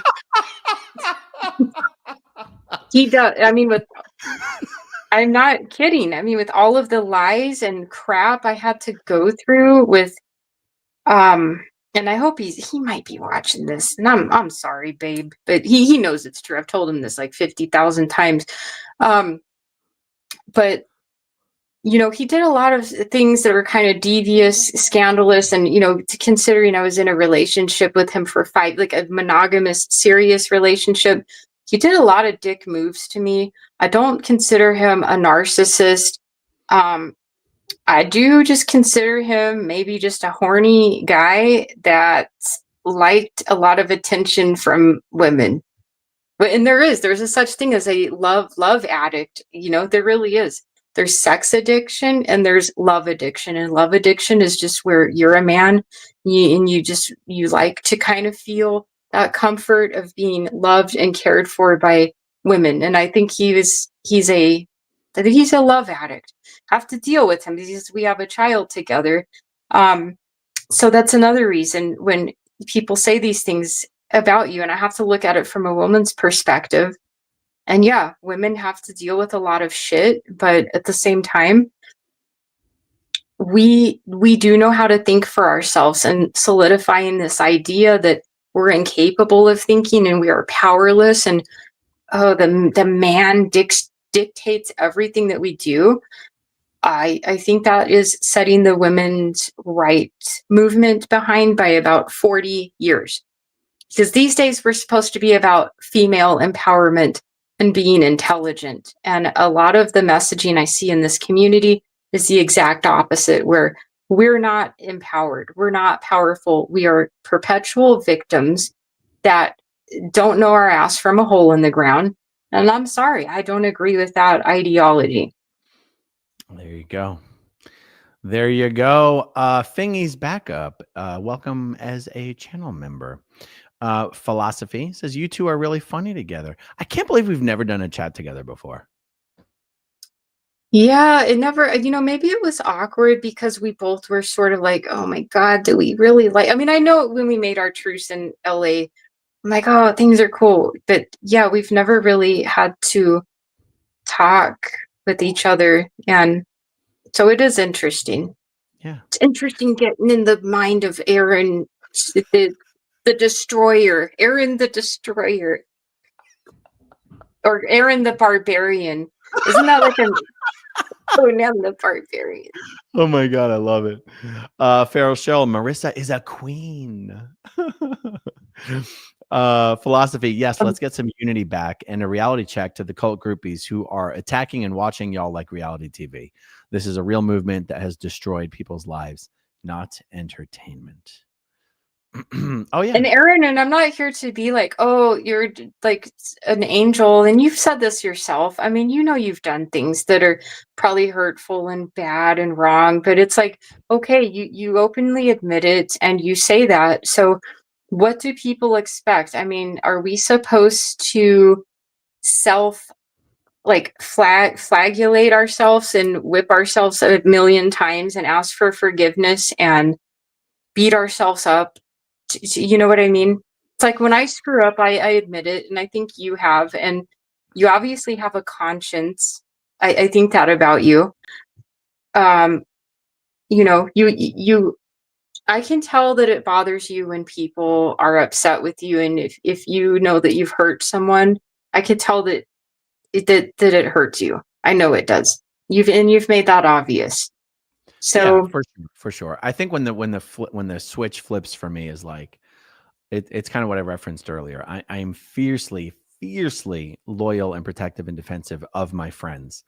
And if you attack me or my friends, I don't really have any sympathy or compassion or whatever. And maybe that's a weakness. I don't know. I guess I tend to feel like it's a strength. Maybe some would feel like it's a weakness. And the thing is, like, if I think you're a friend and you become the other, it's like that's what I mentioned before. I wish we could all deal with it in private. If someone I thought was a friend contacted me privately and said, I'm fucking devastated about what you just did, I would make that right. If you do a video about it, you're fucking dead to me. And whether that's right or wrong, it doesn't have to be right or wrong. It doesn't have to be right or wrong or good or bad. It's how I am. And that's what happened with Nora. Is I spent an hour on the phone with her one night. Unfortunately, she doesn't remember it. We were supposed to talk the next day. And before we had a chance to talk, she's doing a fucking video about me. That was 5 months ago. So, but you're right. Like, if a friend of mine feels hurt by me, that means a lot to me. That hurts me. And I will do anything to make it better. And anyway, I just wanted to say that. No, I mean, I can tell that about you. And Nora is obviously very hurt. Again, you know, and I don't want to speak on her behalf. And Nora, if you're watching this, I do. I love you, and I've always admired you. Nora, you know, and I know she's not your favorite person right now, but what people don't understand is Nora was the first gay person to publicly kind of come out and talk about the Scientology abuse against, you know, the homosexual community. And I grew up with it. Scientology hates, they do not like gay people. So for her to do that at the time that she did, I mean, it's very admirable, and she's always going to have my respect. I don't necessarily like, you know, the public dispute thing with you guys. Yeah, I wish it could tone down a little bit, but I can't boss you two around and tell you that that's how it has to be, you know? I hope I have a proposal to make it all better. We meet in LA. We inflate a kiddie pool on L. Ron Hubbard Way. We cover ourselves head to toe in baby oil, and we wrestle in a bunch of Jello, and we work it. We solve it. We just winner. We wrestle. We wrestle to settle it all. We settle it all, and we live stream it as a fundraiser for the SPTV Foundation. If you guys are in favor of that idea, put a 1 in the chat right now. I did watch, because I love Liz Gale. I do. And this is, you know what, I'm going to tell you one thing about you know what, the SPTV Foundation, you have helped me. I've asked you, and I want to say thank you very much. You helped me when I needed it. And so your foundation is not a joke. It's really there to help people that are victims of Scientology that need any type of assistance whatsoever. I can vouch for that. So when this began, the whole SPTV Foundation, I'm going to just tell you why. I never put the logo up. It's not because I didn't support you all. My logic was, I just knew, I'm like, man, everyone's putting this logo up and it's a bunch of second gens. I just knew, I'm like, someone's going to get mad at each other. Someone's going to get mad at someone, and it's going to blow up.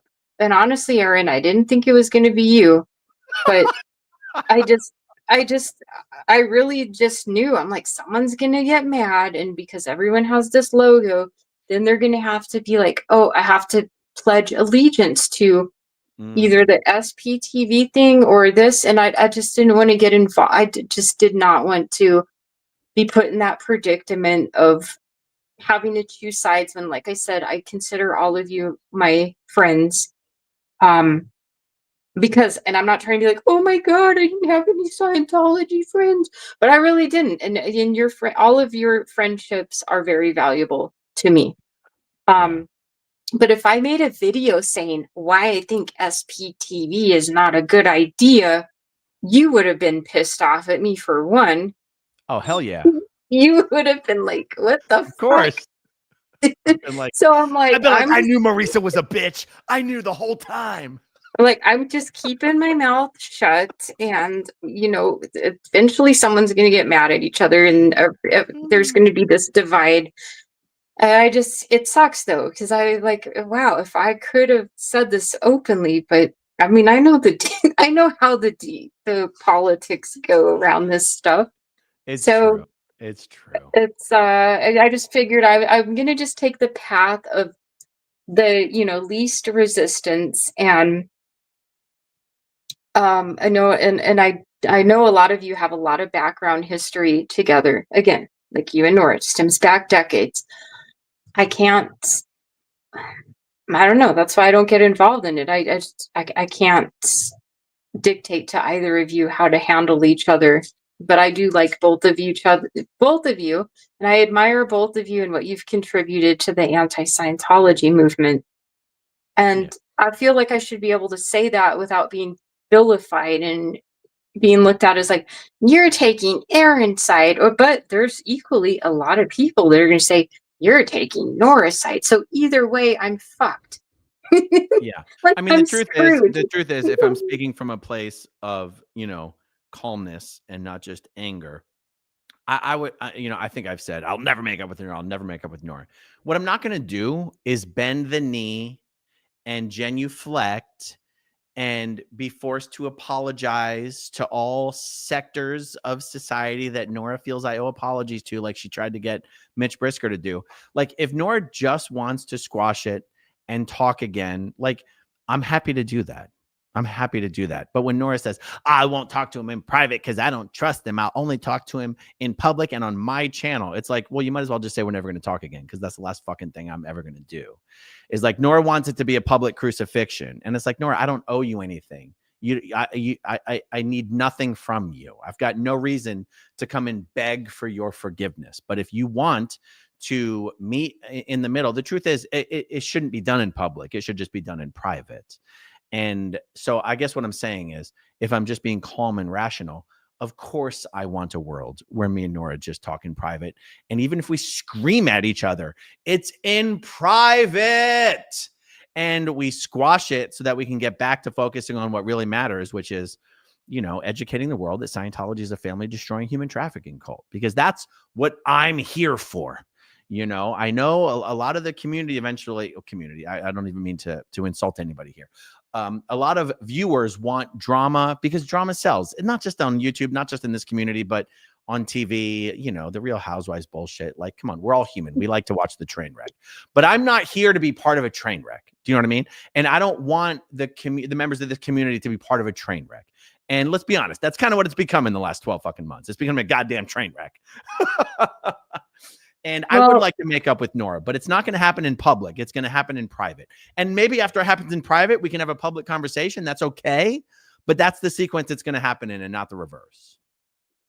Well, I hope you guys are able to do that. I know I would if it was a friend of mine for 30 years. It might take maybe a year for me to kind of realize, like, oh, okay, let me reconcile with my friend that pissed me off. Because, it's, when you're mad, and it's something I can't tell Nora, hey, stop being mad at Aaron. She's not going to listen to me. If I tell you, like, no, none of us are going to listen. And it's not just us, it's people in general. When we give advice to each other, relationship advice, whatever, we have to learn the hard way, and we have to determine on our own terms when that time is right.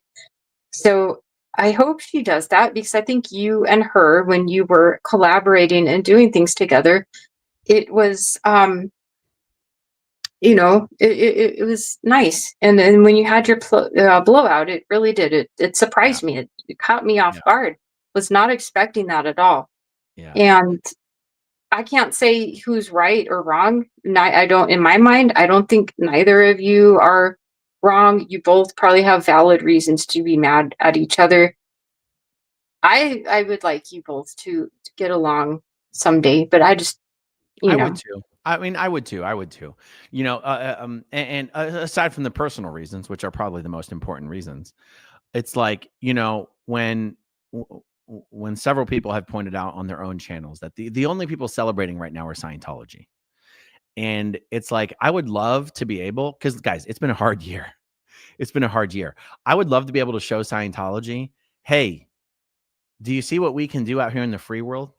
We can go at each other's throats for a year, and we can still be big enough to get back together, make it all right, bury the hatchet, mend the fences, and say we're ready to go to concentrate fully on fucking you, Scientology, instead of each other. Like, hey, I know you thought you were going to get us to tear it down, but you failed. We were able to get our own shit together enough to make it good enough to be able to focus our full energy and attention right on you sons of bitches, particularly you, Dave. Like, it would be so, I feel like it would bring the entire community back together. And I mean, the viewership community as well, in stronger than ever before. And it is honestly what I hope would eventually happen, even though I've kind of said some stuff recently that I would never do it. Like that's what I say when I'm angry, you know. Are you frozen or Oh are my your eyes God. just shut? Well, it froze. No, it froze. It froze. Oh. You froze too. Is it back to normal? Okay. Yeah. So, I agree with you, and I just think that we are a powerhouse community. We really are. And I met Lara in LA too, and I saw someone making a video about her the other day, kind of giving her crap, and I jumped in. That's what I do. I'm like, who are you to say this about whatever I said, but it makes me mad because I really don't like any of us being treated like a circus show. And we're here to fight legitimate abuse that has happened to us throughout our whole entire lives. We're normal human beings. Your behavior, I tell people all the time, I'm like, man, Aaron is no different than 75% of the male population I deal with.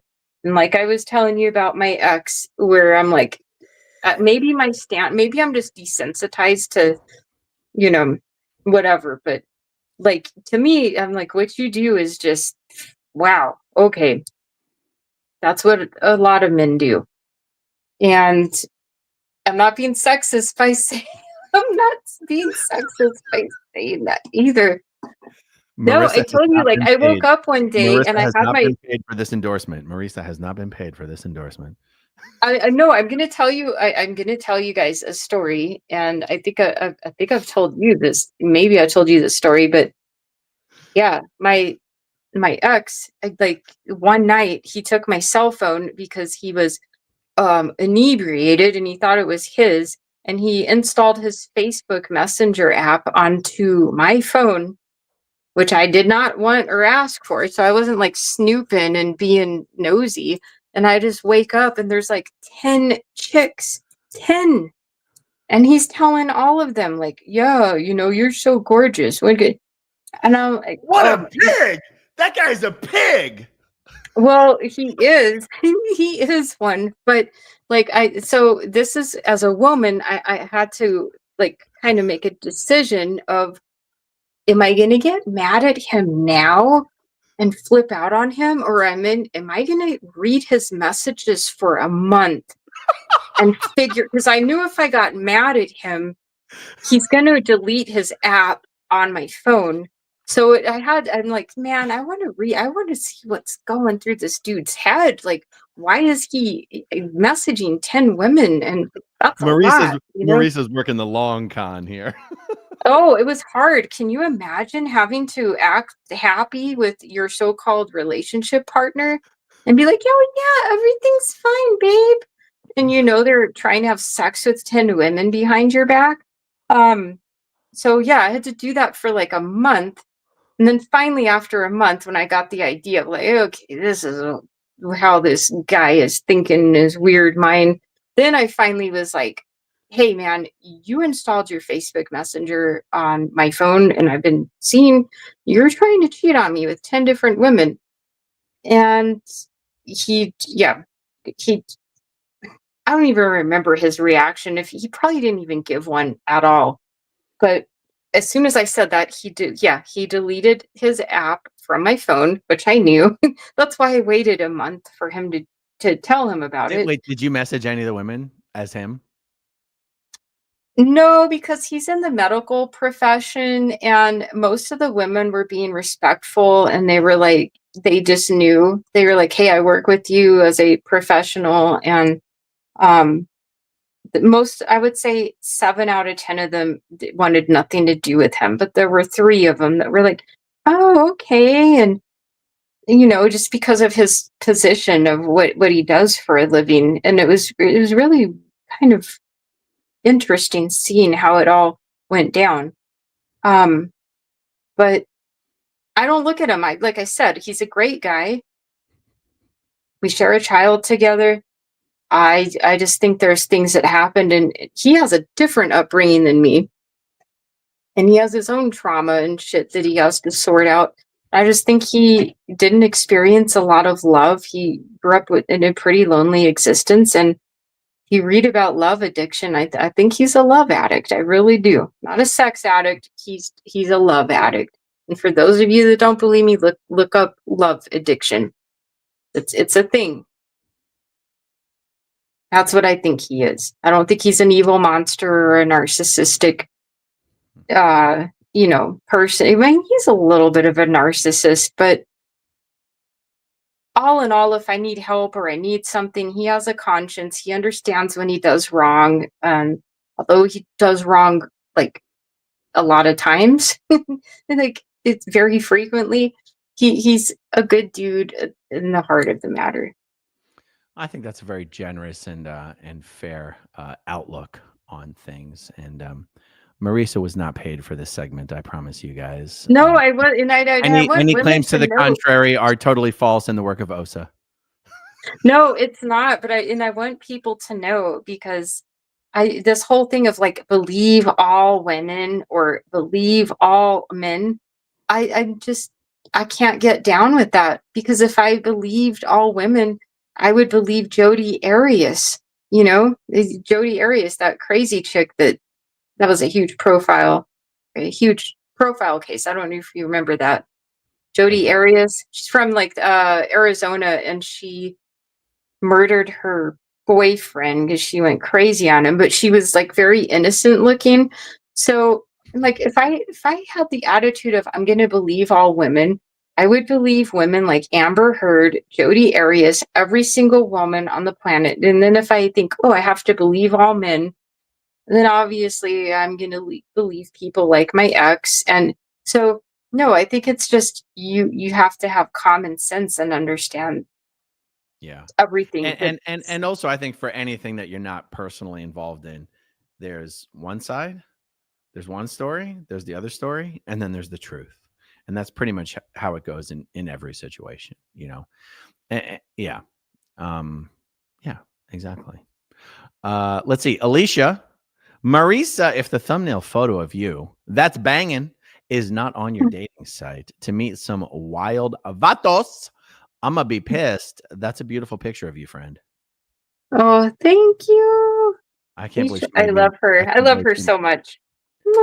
She made me read that comment. It's unbelievable. Okay, philosophy. Now we need Tori, Marisa, and Aaron to really get this back on track. Love and support all of you and your activism. That's very kind. Thank you. Thank you. My goodness. Hold on. My daughter needs me to pick up from babysitting. Uh-oh. She forgot to remind me. Okay, ready now? Oh, crap. And that's like 20 minutes away. We have a whole bunch of starred comments here, but I unfortunately have a hard stop. Let's just say, Kathy O'Toole, this is a great interview. Want more of these? Thank you for being a channel member for 10 months, Kathy. Rib Guy gifted 5 channel memberships. Thank you so much.